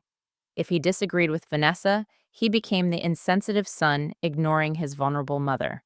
If he stayed silent, Vanessa controlled the conversation. People outside manipulative relationships rarely understand how exhausting that becomes. Every conversation turns into emotional chess. I decided to push slightly further. I do get confused sometimes lately, I admitted quietly. Jason looked alarmed immediately, but Vanessa nearly glowed. Not visibly, but emotionally. Satisfaction flickered behind her eyes before disappearing again beneath concern. That's exactly why we've been talking about future planning, she said gently. Future planning. Such innocent words for something so ugly. I pretended uncertainty. What kind of planning? Vanessa exchanged another glance with Jason. Then she spoke carefully. Well, things like assisted living communities eventually. Jason immediately stiffened. Mom's nowhere near needing that. Vanessa kept her tone maddeningly calm. Nobody said immediately, but you keep bringing it up because somebody has to think ahead. There it was again. That phrase. The quiet implication that Jason was incapable, irresponsible, immature. I watched shame spread slowly across my son's face. Even now, even here, she knew exactly how to shrink him. I lowered my voice gently. I wouldn't want to be a burden. Jason looked horrified. You are not a burden. Vanessa immediately touched his arm. Nobody's saying she is. But her eyes flicked briefly toward the hallway, toward the rest of the house. Calculating. The recorder hidden beneath the cookbooks silently captured everything. Every tone, every pause, every carefully chosen word. And then Vanessa finally made a mistake. A small one, but enough. This house is honestly too much responsibility for one person anyway, she said lightly. It shouldn't just sit empty after all these years. The room went still, because there it was, not concern for me. The house. Jason heard it too. I saw it in the way his head lifted sharply. Vanessa. What she asked innocently. You're making it sound like Mom's dying? I'm making it sound like she's aging. Aging. Such an ordinary word. Used like a weapon. Jason stood abruptly. I need some air. He disappeared onto the back porch before either of us could respond. Silence settled heavily between Vanessa and me. For several seconds, neither of us spoke. Then she turned toward me slowly, and for the first time since I met her, the mask slipped. Only for a moment, but long enough. The warmth vanished from her eyes completely. In its place sat irritation. Cold. Sharp. Predatory. You know, she said quietly, Jason worries about you constantly. I kept my expression soft. He's a good son. He's exhausted. There was no kindness in her voice now, only resentment. I looked down at my coffee cup. I never asked him to carry me. No, Vanessa replied softly. But that's exactly what's happening. The cruelty beneath the sentence hit me hard. Not because I believed her, because she believed it. She genuinely viewed me as an obstacle, a weight, an aging inconvenience standing between her and whatever future she wanted. Then the mask returned instantly as Jason re-entered the room. Vanessa smiled warmly. Everything okay, honey, honey, again. Jason looked emotionally drained. Yeah, but his eyes briefly met mine, and for the first time in weeks, I saw something there besides exhaustion. Doubt, small, fragile, but real. He had heard her, really heard her. That mattered. After they left, I locked the front door and leaned against it, breathing hard. Then I walked straight into the kitchen and retrieved the recorder with trembling hands. The conversation had lasted nearly 2 hours, and buried inside those 2 hours was proof. Not dramatic proof, no screaming, no threats. Something much more powerful: intent. Vanessa wasn't trying to help me. She was trying to position me, control me, and slowly, Jason was finally beginning to see it too. 3 nights after the dinner recording, Jason showed up at my house unannounced. The moment I opened the door, I knew something had happened. He looked awful. Not tired this time, destroyed. Snow clung to his coat, half melted from the heat of his body, and his eyes were bloodshot, like he hadn't slept properly in days. Jason, can I come in? I stepped aside immediately. The second the door closed behind him, he exhaled shakily and pressed both hands against his face. Fear moved through me instantly. What happened? For several seconds, he couldn't answer. Then he whispered, I think I'm losing my mind. The sentence hit me harder than if he'd shouted, because that's what long-term manipulation does to people eventually. It makes them distrust their own reality. I guided him toward the kitchen table while my heart pounded violently inside my chest. Sit down. Jason obeyed automatically, like a man running on pure exhaustion. I poured coffee with trembling hands. He stared blankly at the steam rising from the mug for almost a full minute before speaking again. Vanessa says I'm paranoid now. I sat across from him carefully. What happened? Jason laughed once. A terrible sound. No humor in it at all. We fought after dinner here the other night. Because of course they did. He rubbed his eyes hard. She said I embarrassed her. How she thinks I made her sound cruel. The irony nearly took my breath away. Jason kept talking quietly, like someone confessing something shameful. She said I always make her into the villain anytime she tries to discuss serious responsibilities. Responsibilities. Even now, he repeated Vanessa's language automatically. She brought up assisted living again, I asked carefully. Jason looked up sharply. How did you know? Because I recorded every word, sweetheart. But instead, I said gently, I could tell she'd been thinking about it for a while. Jason leaned back heavily in the chair. Then finally he broke. Not dramatically. No yelling, no sobbing. Something sadder. His entire body simply seemed to collapse inward from emotional exhaustion. She says I'm failing everybody. My throat tightened painfully. She says I can't manage money, that I'm weak, that I avoid hard decisions. His voice cracked softly. And maybe she's right. No. The word came out sharper than I intended. Jason looked startled. I took a breath slowly. You are not weak. He stared at the coffee cup again. You don't see what I'm like at home? I see enough. Silence filled the kitchen. Then Jason whispered, sometimes I honestly don't know what's real anymore. There it was, the sentence I had feared hearing most, because people in healthy relationships do not say things like that. I reached carefully into my purse and removed the digital recorder Rebecca gave me. Jason frowned slightly. What's that?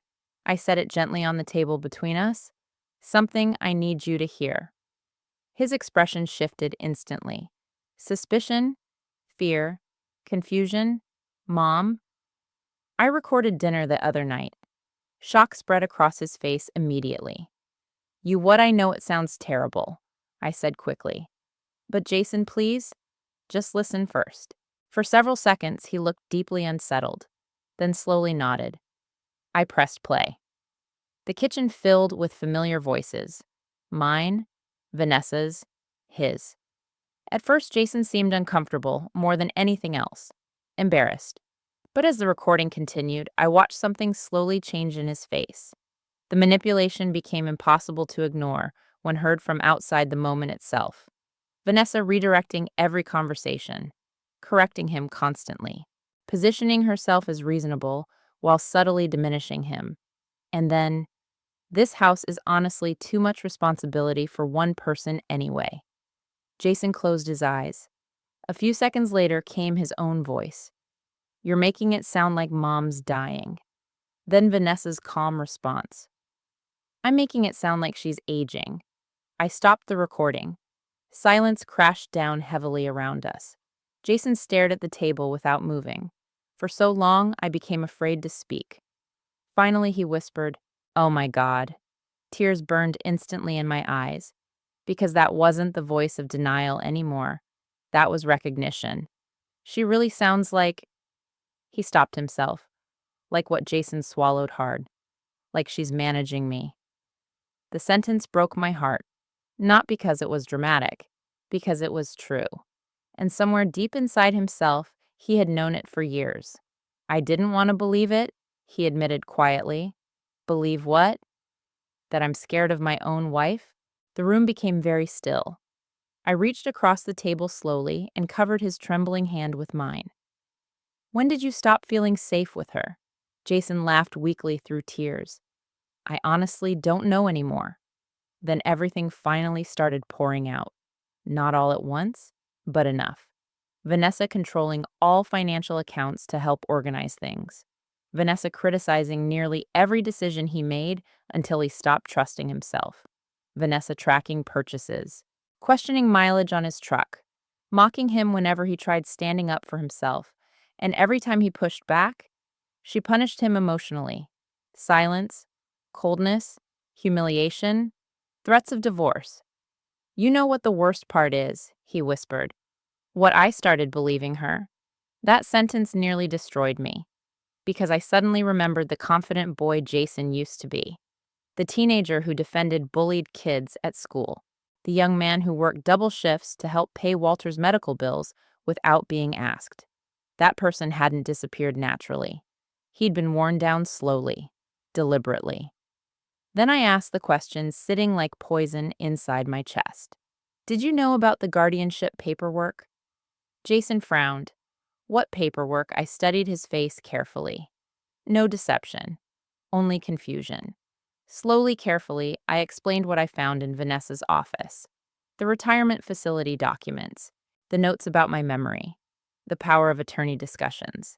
His face drained of all color. No. And your signature was on some forms. Jason shook his head instantly. No, no. She told me those were financial planning documents. Pain flashed across his face so violently I almost stopped talking. She said, after Dad died, we should help organize your future care just in case. Did you read them? Jason stared at the floor. No.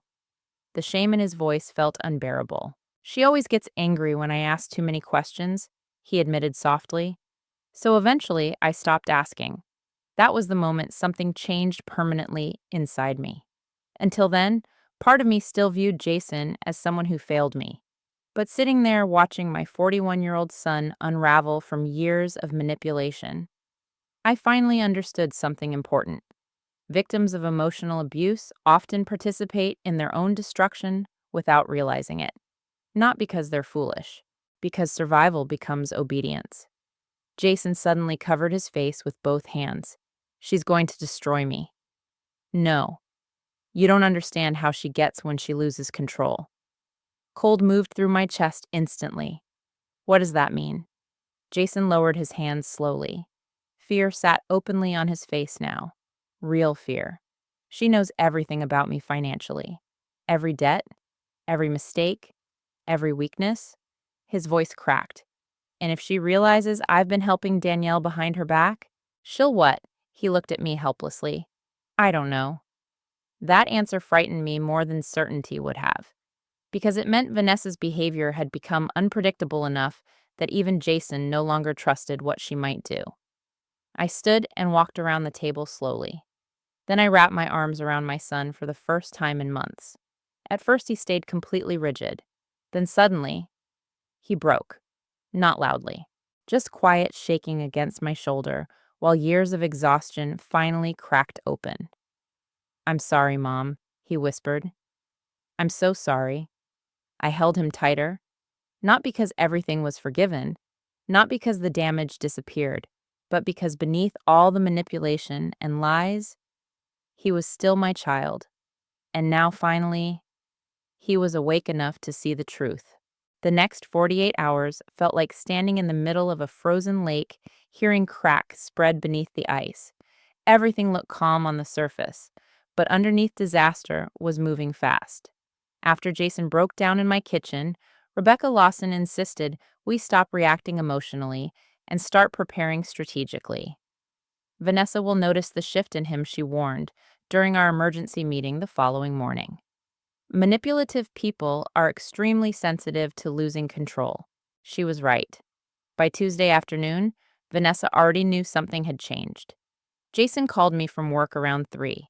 His voice sounded low and tense. She keeps asking questions. What kind of questions? She wants to know why I've been distant. I stood at my kitchen sink, gripping the phone tightly. What did you tell her? That I'm stressed. And she doesn't believe me. Fear crept slowly through my chest, because Rebecca had explained something deeply unsettling. When controlling people sense independence returning in someone they manipulate, they often escalate quickly. And Vanessa was already escalating. That evening, Jason came home to find every financial document in the house spread across the dining room table. Bank statements, credit card debt, retirement accounts, mortgage paperwork. Vanessa sitting in the middle of it all, waiting for him. She said we needed transparency, Jason told me later. But it didn't feel like transparency. What did it feel like?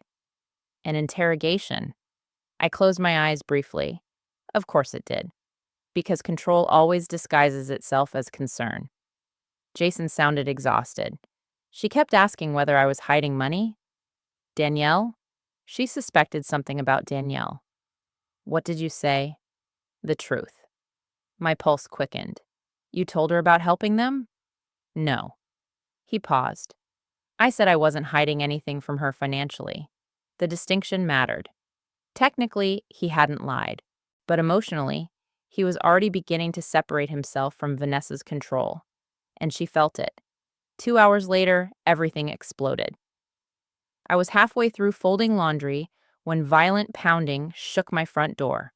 Not knocking, pounding. My heart jumped immediately. When I opened the door, Vanessa stood outside alone. No coat despite the cold. No smile. Her mascara slightly smeared like she'd been crying or trying to look like she had. "Can I come in?" she asked sharply. Every instinct inside me screamed danger. Still, I stepped aside slowly. The second the door closed behind her, the performance vanished completely. No warmth, no politeness, just fury. What did you say to Jason? There it was. Not confusion, not concern, ownership. I kept my voice calm. I'm not sure what you mean. Don't do that? She stepped closer. He's been acting strange ever since that dinner. I forced myself to appear confused. He seemed tired. He's questioning me now. The sentence came out filled with genuine outrage, as if questioning her itself were betrayal. I stayed silent. Vanessa laughed bitterly. You have no idea what I've done for him. The cruelty in her tone stunned me. Not because it was loud, because it sounded rehearsed, like she'd been justifying herself internally for years. I helped him build a stable life, she continued. Without me, he'd still be drowning in bad decisions. I thought of Jason crying in my kitchen, apologizing for existing, and suddenly staying calm became much harder. Jason's a good man, I said quietly. Vanessa's expression hardened instantly. Good doesn't pay bills. The sentence hung between us heavily. Then she made a mistake. A big one. He's weak, Claudia. My blood went cold. Not frustrated. Not overwhelmed. Weak. That was how she truly saw him. I stared at her in disbelief. And for the first time since knowing her, Vanessa stopped pretending to be kind. You think he's some wounded victim, she snapped softly. You have no idea how exhausting it is managing someone like him. Managing, not loving, managing. I realized then that Vanessa genuinely believed control was justified, necessary, maybe even deserved. That's what made her dangerous. She didn't think she was cruel, she thought she was superior. Then suddenly, her expression shifted. Calculated again, smooth. I'm worried about you too, she said gently. The transition happened so fast it was terrifying. I know losing Walter damaged you emotionally. There it was again. The narrative, always circling back to my mental state. My grief, my supposed fragility. I felt sick listening to it. You've seemed confused lately, Vanessa continued softly. Jason sees it too? Lie. I knew it was a lie now, but hearing her speak so confidently almost made me doubt myself anyway. That's the frightening power of manipulation. It doesn't just attack others, it attacks reality itself. Then came the moment I'll never forget. Vanessa stepped closer and lowered her voice. You should be grateful someone's trying to help you before things get worse. A threat disguised as compassion. Every hair on my arms rose instantly, because beneath all her polished words, I suddenly heard the truth clearly. Comply. Or else. The recorder hidden in my cardigan pocket captured every word. Thank God. Because moments later, everything spiraled completely out of control. Jason burst through the front door. Vanessa. He looked panicked, desperate. How did you know I was here? She demanded. I tracked your phone. The sentence stunned even her briefly. Jason never would have done something like that before. But fear changes people. She called me 20 times, he said breathlessly, looking at me. I was afraid she'd come here. Vanessa crossed her arms immediately. So now I'm dangerous. Jason's silence answered for him, and something inside Vanessa snapped. Not screaming. Worse. Cold fury. You've been talking to her about our marriage. We don't have a marriage anymore, Jason whispered. The room went dead silent. Vanessa stared at him like she genuinely couldn't comprehend the words. Then slowly, dangerously calmly, she asked, Is this about the widow and her kid? My pulse stopped. She knew. Jason looked horrified. Vanessa. Oh my God. She laughed sharply. You actually thought you could hide that forever. The hatred in her voice when she spoke about Danielle made my skin crawl. She manipulated you exactly the way I knew she would. That's not true, Jason snapped. Please. Vanessa rolled her eyes. A helpless widow with a sad child. Jason, you fall for every sob story on earth. My son's face changed then. Not fear anymore. Anger, real anger. The first I'd seen in years. Chris was my best friend, and he's dead. Vanessa shot back instantly, which means his family stopped being your responsibility a year ago. The cruelty of the sentence physically stunned me. Even Jason looked shaken. But Vanessa wasn't finished. You've drained our finances trying to play hero while I'm left fixing everything. Jason stared at her, then quietly said, You mean while you drained our finances? The silence afterward felt explosive. Vanessa's face lost all color. You went through my accounts. I finally looked. Something dangerous flashed through her eyes then. Not shame, not guilt, calculation. And suddenly, Rebecca's warning screamed through my head again. People like this become dangerous when cornered. Vanessa looked toward me slowly, then said something that made my blood freeze solid. You really should have stayed out of this, Claudia. Not shouted, not emotional, quiet, controlled, terrifying. And for the first time since this nightmare began, I truly believe she might destroy anyone standing between her and control. After Vanessa left my house that night, silence settled over everything, like fresh snow after a car crash. Still, cold, unnatural. Jason stood in my living room, staring at the closed front door, as if he no longer recognized his own life. Neither did I. For nearly a full minute, neither of us spoke. Then finally he whispered, She's going to retaliate. Fear moved sharply through me again. What does that mean? Jason rubbed both hands over his face. She never loses quietly. The sentence stayed with me all night, and by morning I understood exactly what he meant. At 8:12 a.m., Rebecca Lawson called. "Claudia," she said immediately, "we have a problem." My stomach dropped. What happened? Vanessa filed an emergency petition for temporary guardianship. For a second, I genuinely couldn't breathe. She did what she claims: you're mentally deteriorating and financially vulnerable after your husband's death. The room tilted slightly around me. Even though I knew it was coming, hearing it out loud still felt like betrayal carved into my chest. Rebecca's voice remained calm. She also requested an immediate psychological evaluation.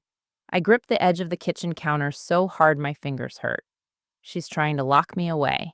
She's trying to establish legal control quickly before we respond. I closed my eyes. Every instinct inside me wanted to panic. But panic was exactly what Vanessa expected. Instead, I forced myself to breathe slowly. What do? We fight properly. That afternoon, Rebecca arrived at my house carrying 3 thick legal folders and the kind of focused energy people develop after years of courtroom battles. Jason sat beside me at the dining table, looking pale and exhausted. He hadn't gone home after the confrontation. Apparently, Vanessa spent the night sending him hundreds of texts, ranging from crying apologies to vicious accusations. Classic escalation. Classic manipulation. Rebecca spread documents across the table carefully. She filed aggressively, Rebecca explained, which tells me she's afraid. Jason gave a hollow laugh. She should be. Rebecca looked directly at him. Only if you're finally prepared to tell the truth. The room fell quiet, because this was the real turning point. Not emotionally, legally, publicly. Jason stared down at his hands for several long seconds before finally nodding. Yes, the single word sounded terrified, but real. Rebecca began organizing evidence methodically. The recorded dinner conversation, the office photographs, financial transfers, messages from Vanessa implying cognitive decline, witness statements from Megan and Danielle. Every piece mattered now, and for the first time since this nightmare began, I saw the full shape of what Vanessa had built. Not random cruelty, a system. She had quietly spent months creating a believable story where she appeared responsible and compassionate, while I appeared unstable and declining. It was horrifying. But Rebecca said something important then. Manipulative people often become sloppy once they believe they're winning. That turned out to be exactly true. Because by evening, another discovery exploded everything wide open. Jason logged into their shared financial records with Rebecca present beside him. At first, we were only looking for evidence related to the guardianship manipulation. Instead, we found something much bigger. Multiple unauthorized transfers, charity reimbursement discrepancies, private accounts Vanessa never disclosed. Rebecca's expression sharpened instantly. What organization does Vanessa work for? Again, Midwest Family Outreach, Jason answered quietly. Rebecca looked back at the screen, then slowly said, Jason, I think your wife may be embezzling money. The silence afterward felt unreal. What Jason whispered. Rebecca pointed carefully. These transactions are disguised as vendor reimbursements. She clicked through another document. But the vendors don't exist. Jason stared blankly at the screen. No. There's more, Rebecca continued grimly. Several of these accounts overlap with your household debt payments. My pulse started racing. Vanessa hadn't only targeted me. She had been stealing. And suddenly everything made terrifying sense.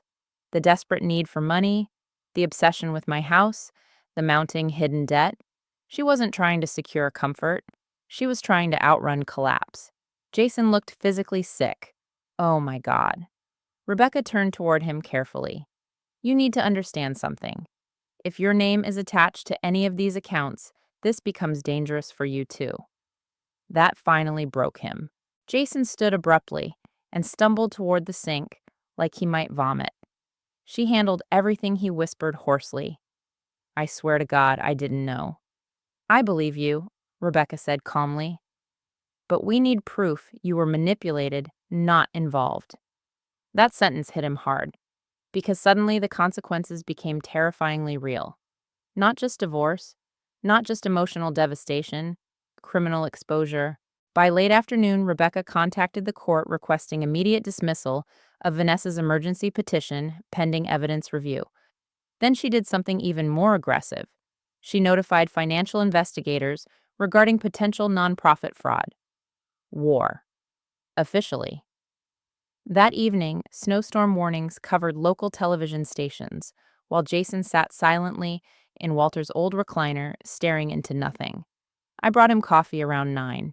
You should try sleeping. He laughed weakly. I don't think I can. I sat beside him quietly. After a long silence, he finally spoke. She used to be different. I looked at him carefully. Was she? Jason swallowed hard. At first, she just seemed organized, confident. His eyes lowered. I thought she made me better. That's how it often begins. Not with cruelty, with admiration. Then slowly the admiration turns into dependence, and dependence becomes control. Jason rubbed tired hands over his face. I kept making excuses. Most people do. No. His voice cracked. You don't understand. I watched her hurt people emotionally, and I still stayed. I thought about that carefully before answering. Fear changes what people tolerate. Tears filled his eyes instantly. She made me feel like I couldn't survive without her. That sentence broke something inside me all over again. Because I remembered the little boy who used to run through sprinklers in our backyard, fearless and loud and full of confidence. And somehow over years, someone had convinced him he was powerless. At 10:37 p.m., Rebecca called again. They scheduled a hearing for tomorrow morning. My stomach dropped instantly. So fast emergency petitions move quickly. Jason stood up immediately. I'm coming. Rebecca hesitated. Vanessa's attorney will probably attack your credibility too. I don't care. His voice shook, but not from fear anymore, from determination. For the first time in years, my son sounded awake. The next morning, the courthouse looked gray and brutal beneath heavy snow clouds. I walked inside beside Jason and Rebecca, with my heart hammering so hard I thought I might faint. Families passed us in hallways. Lawyers carried briefcases, ordinary life continuing around extraordinary pain. Then we entered the courtroom, and there sat Vanessa, perfectly dressed, perfect posture, perfect expression of concern. If I hadn't known the truth myself, I might have believed her performance too. That was the frightening part. People like Vanessa rarely look cruel in public. They look competent, caring, controlled. She glanced toward me calmly, then toward Jason, and when she realized he had chosen my side, I watched something inside her finally crack. Not sadness, not heartbreak, rage, pure silent rage. And at that moment, I understood something chilling. This had never truly been about love. It had always been about power. I used to believe courtrooms were loud places, shouting, drama, people breaking down in tears, while lawyers objected dramatically like television shows. The real thing was worse, because real destruction often happens quietly. The hearing lasted less than 3 hours. 3 hours to expose months of manipulation. 3 hours to completely destroy the illusion Vanessa had built around herself. And yet somehow sitting there beneath fluorescent courtroom lights, while snowstorm winds rattled the courthouse windows, it felt like an entire lifetime collapsing. Vanessa's attorney spoke first. A polished man in a navy suit with a careful voice designed to sound compassionate. He described me as a grieving widow struggling emotionally after the death of my husband. He called Vanessa a loving daughter-in-law concerned about Claudia Alexander's increasing confusion and vulnerability. I sat perfectly still while he spoke. Beside me, Jason's jaw tightened harder with every sentence. Then came the part that hurt most. The attorney referenced Jason. Mrs. Alexander's own son has previously expressed concerns about her ability to independently manage long-term affairs. Jason physically flinched, because technically, it was true. His signature existed on those papers, even if manipulated, even if uninformed.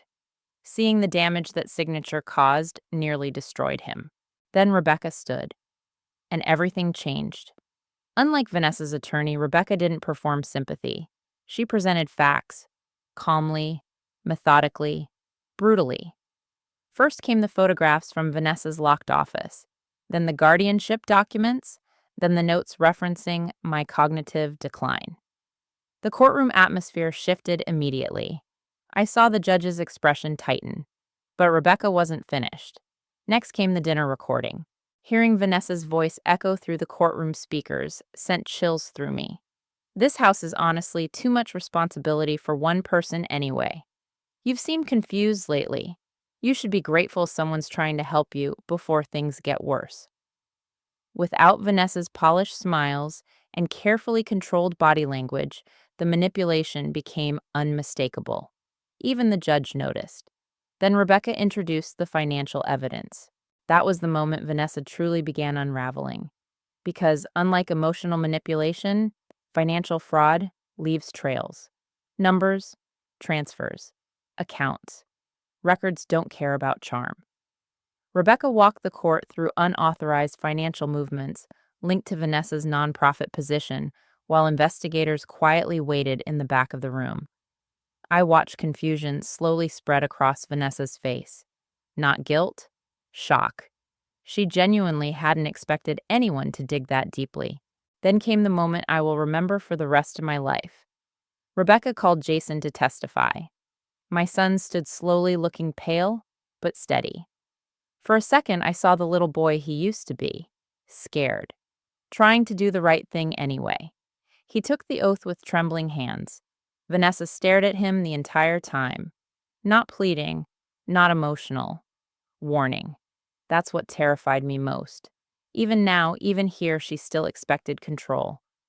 Rebecca's voice softened carefully. Jason, did you knowingly participate in a plan to remove your mother's legal independent silence? The courtroom seemed to stop breathing. Then Jason answered quietly, no. Rebecca nodded once. Did you understand the documents you signed? No. Why not? Jason swallowed hard. And then finally, he told the truth. Not perfectly, not dramatically, honestly.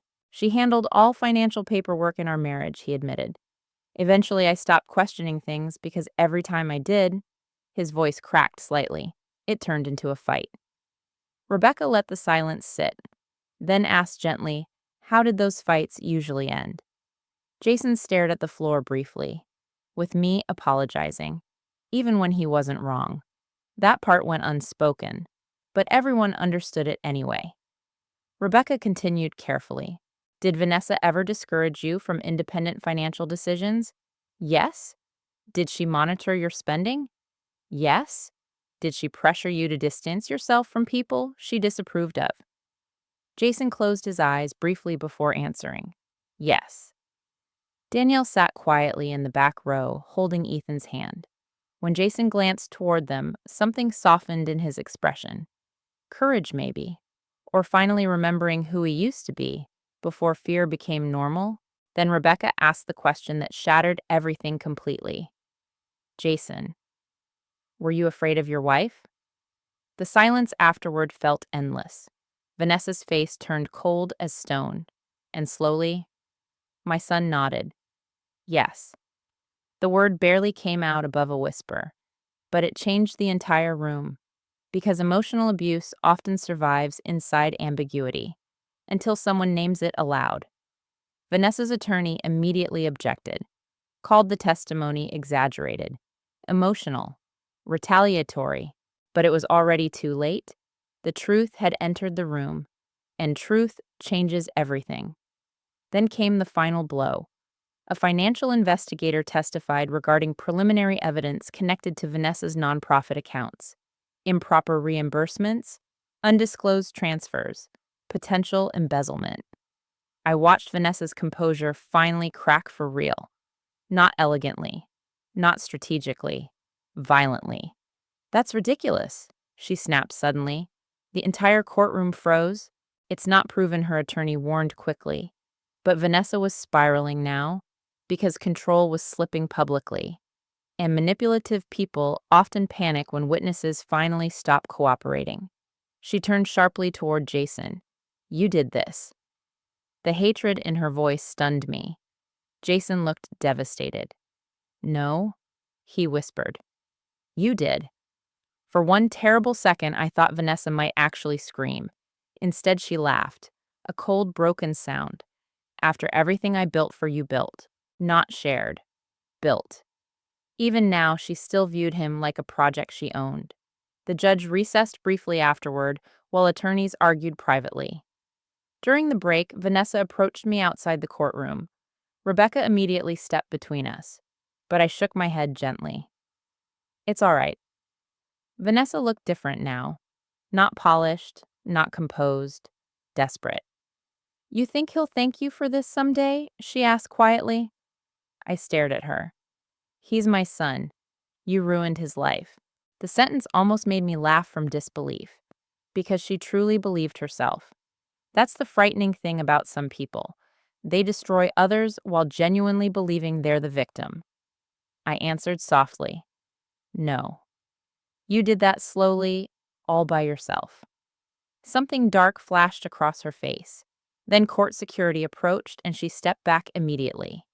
The hearing ended shortly afterward. The judge denied Vanessa's emergency guardianship petition entirely. Additionally, the court recommended investigation into potential financial exploitation and fraud. Officially, publicly, finished. Or at least that part was. But victory didn't feel the way I imagined. No joy, no triumph, just exhaustion. Deep aching exhaustion. Because even though Vanessa lost, the damage remained. Jason stood beside me outside the courthouse beneath swirling snow while reporters gathered near the street, hoping for comments about the nonprofit investigation. I'm sorry, he whispered again. I looked at my son carefully. Really looked. Not the broken man Vanessa spent years creating. The frightened boy underneath him still trying to find his way back. This wasn't all your fault, I said quietly.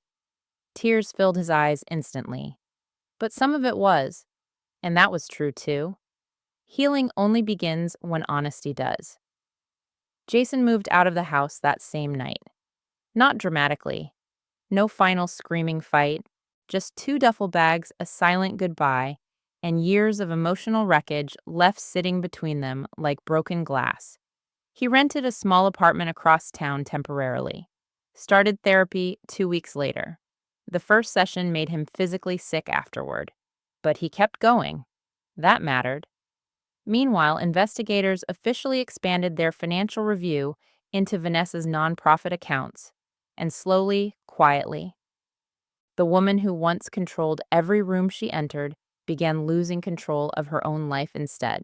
But strangely, I didn't feel satisfaction, only sadness, because destruction always leaves ruins behind, even when justice finally arrives. 1 year later, I stood in the middle of my kitchen holding a burnt blueberry muffin and laughing so hard I nearly cried. Not because the muffin mattered, because for the first time in years, my house sounded alive again. Healing is strange that way. People think it arrives like sunlight after a storm, sudden and beautiful and complete. But real healing is quieter. It sneaks in through ordinary moments. A full night's sleep, music playing while you clean the house, laughing without guilt, trusting silence again. The year after the courthouse felt both painfully slow and unbelievably fast. Vanessa's life unraveled publicly over several months. The nonprofit investigation uncovered thousands of dollars in fraudulent reimbursements and falsified vendor accounts. She eventually accepted a plea agreement to avoid a lengthy criminal trial. I wish I could tell you I felt triumphant. I didn't. Mostly I felt tired, because by the end, Vanessa no longer looked dangerous. She looked hollow, like someone who had spent so long controlling others that she no longer knew who she was without power. And despite everything she'd done, that still felt tragic somehow. Jason struggled badly at first after leaving. The silence of his apartment terrified him. Therapy exhausted him emotionally.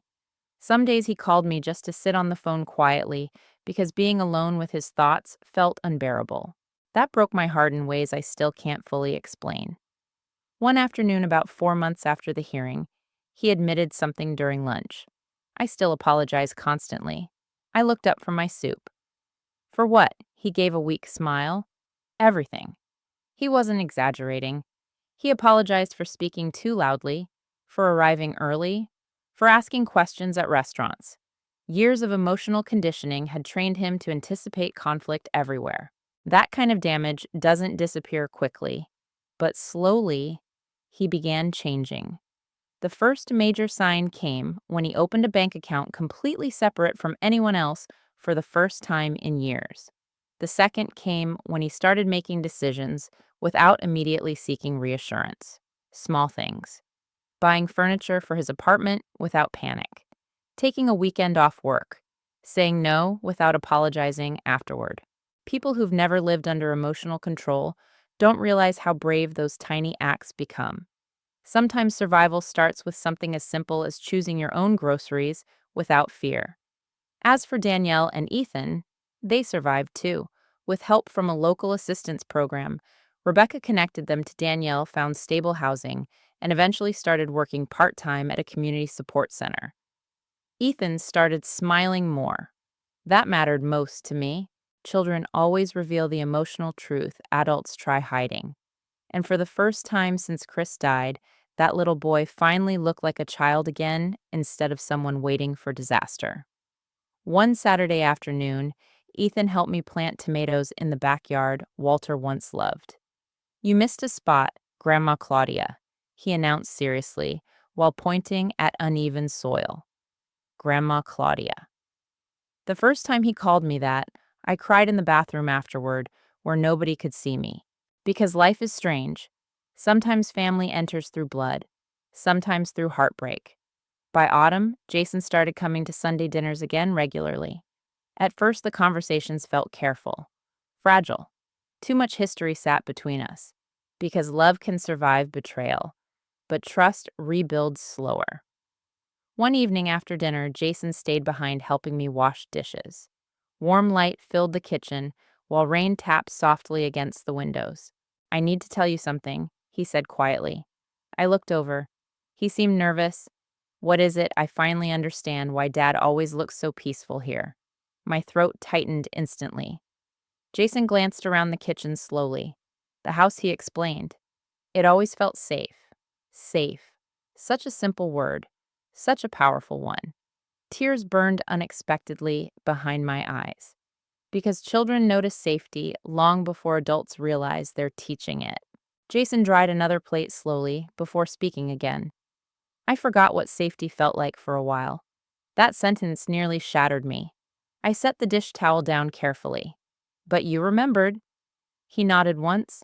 Then after a long silence, he whispered, because you came looking for me. I had no answer for that. Because the truth is, I almost didn't. If Megan hadn't spoken to me that day in Miller's Market, if I'd ignored my instincts, if I'd kept dismissing all the warning signs, I might have lost my son completely while standing right beside him. That thought still haunts me sometimes. Around Christmas, Rebecca invited me to speak at a small local support event for seniors experiencing financial exploitation and emotional manipulation from family members. At first, I refused. I wasn't brave enough. But then I remembered how alone I felt during those first terrifying weeks, so I agreed. The room wasn't large, maybe 30 people, mostly older women, some widowed, some frightened, some quietly ashamed. And as I stood there telling my story, I realized something important. Manipulation survives inside silence, especially family silence. Afterward, 3 women approached me privately. One whispered that her grandson controlled all her banking passwords. Another admitted her daughter constantly threatened nursing home placement whenever they argued. The third simply hugged me and cried. That was the moment I understood this story had become bigger than our family. So a few months later, with Rebecca's help, we started a small local resource network for seniors dealing with emotional or financial abuse. Nothing huge, just practical support, legal referrals, counseling resources, emergency guidance. But it mattered. And strangely, helping others helped me heal too. Last week, almost exactly 1 year after everything began, I returned to Miller's Market on a snowy Thursday evening. The store smelled like coffee and fresh bread. Ordinary. Peaceful. Megan stood at the same register where this entire nightmare first started. When she saw me, her face lit up. Well, she laughed softly. "You look happier." "I am." She scanned my groceries before lowering her voice playfully. "You know, I almost never said anything that day." I looked at her for a long moment, then smiled. Sometimes the truth begins with a stranger brave enough to speak. Driving home that night, snow drifted softly beneath the streetlights while old Christmas music played quietly through the car speakers. And for the first time in a very long time, silence no longer felt lonely. It felt peaceful. Walter had been right all along. Love doesn't end when people break you.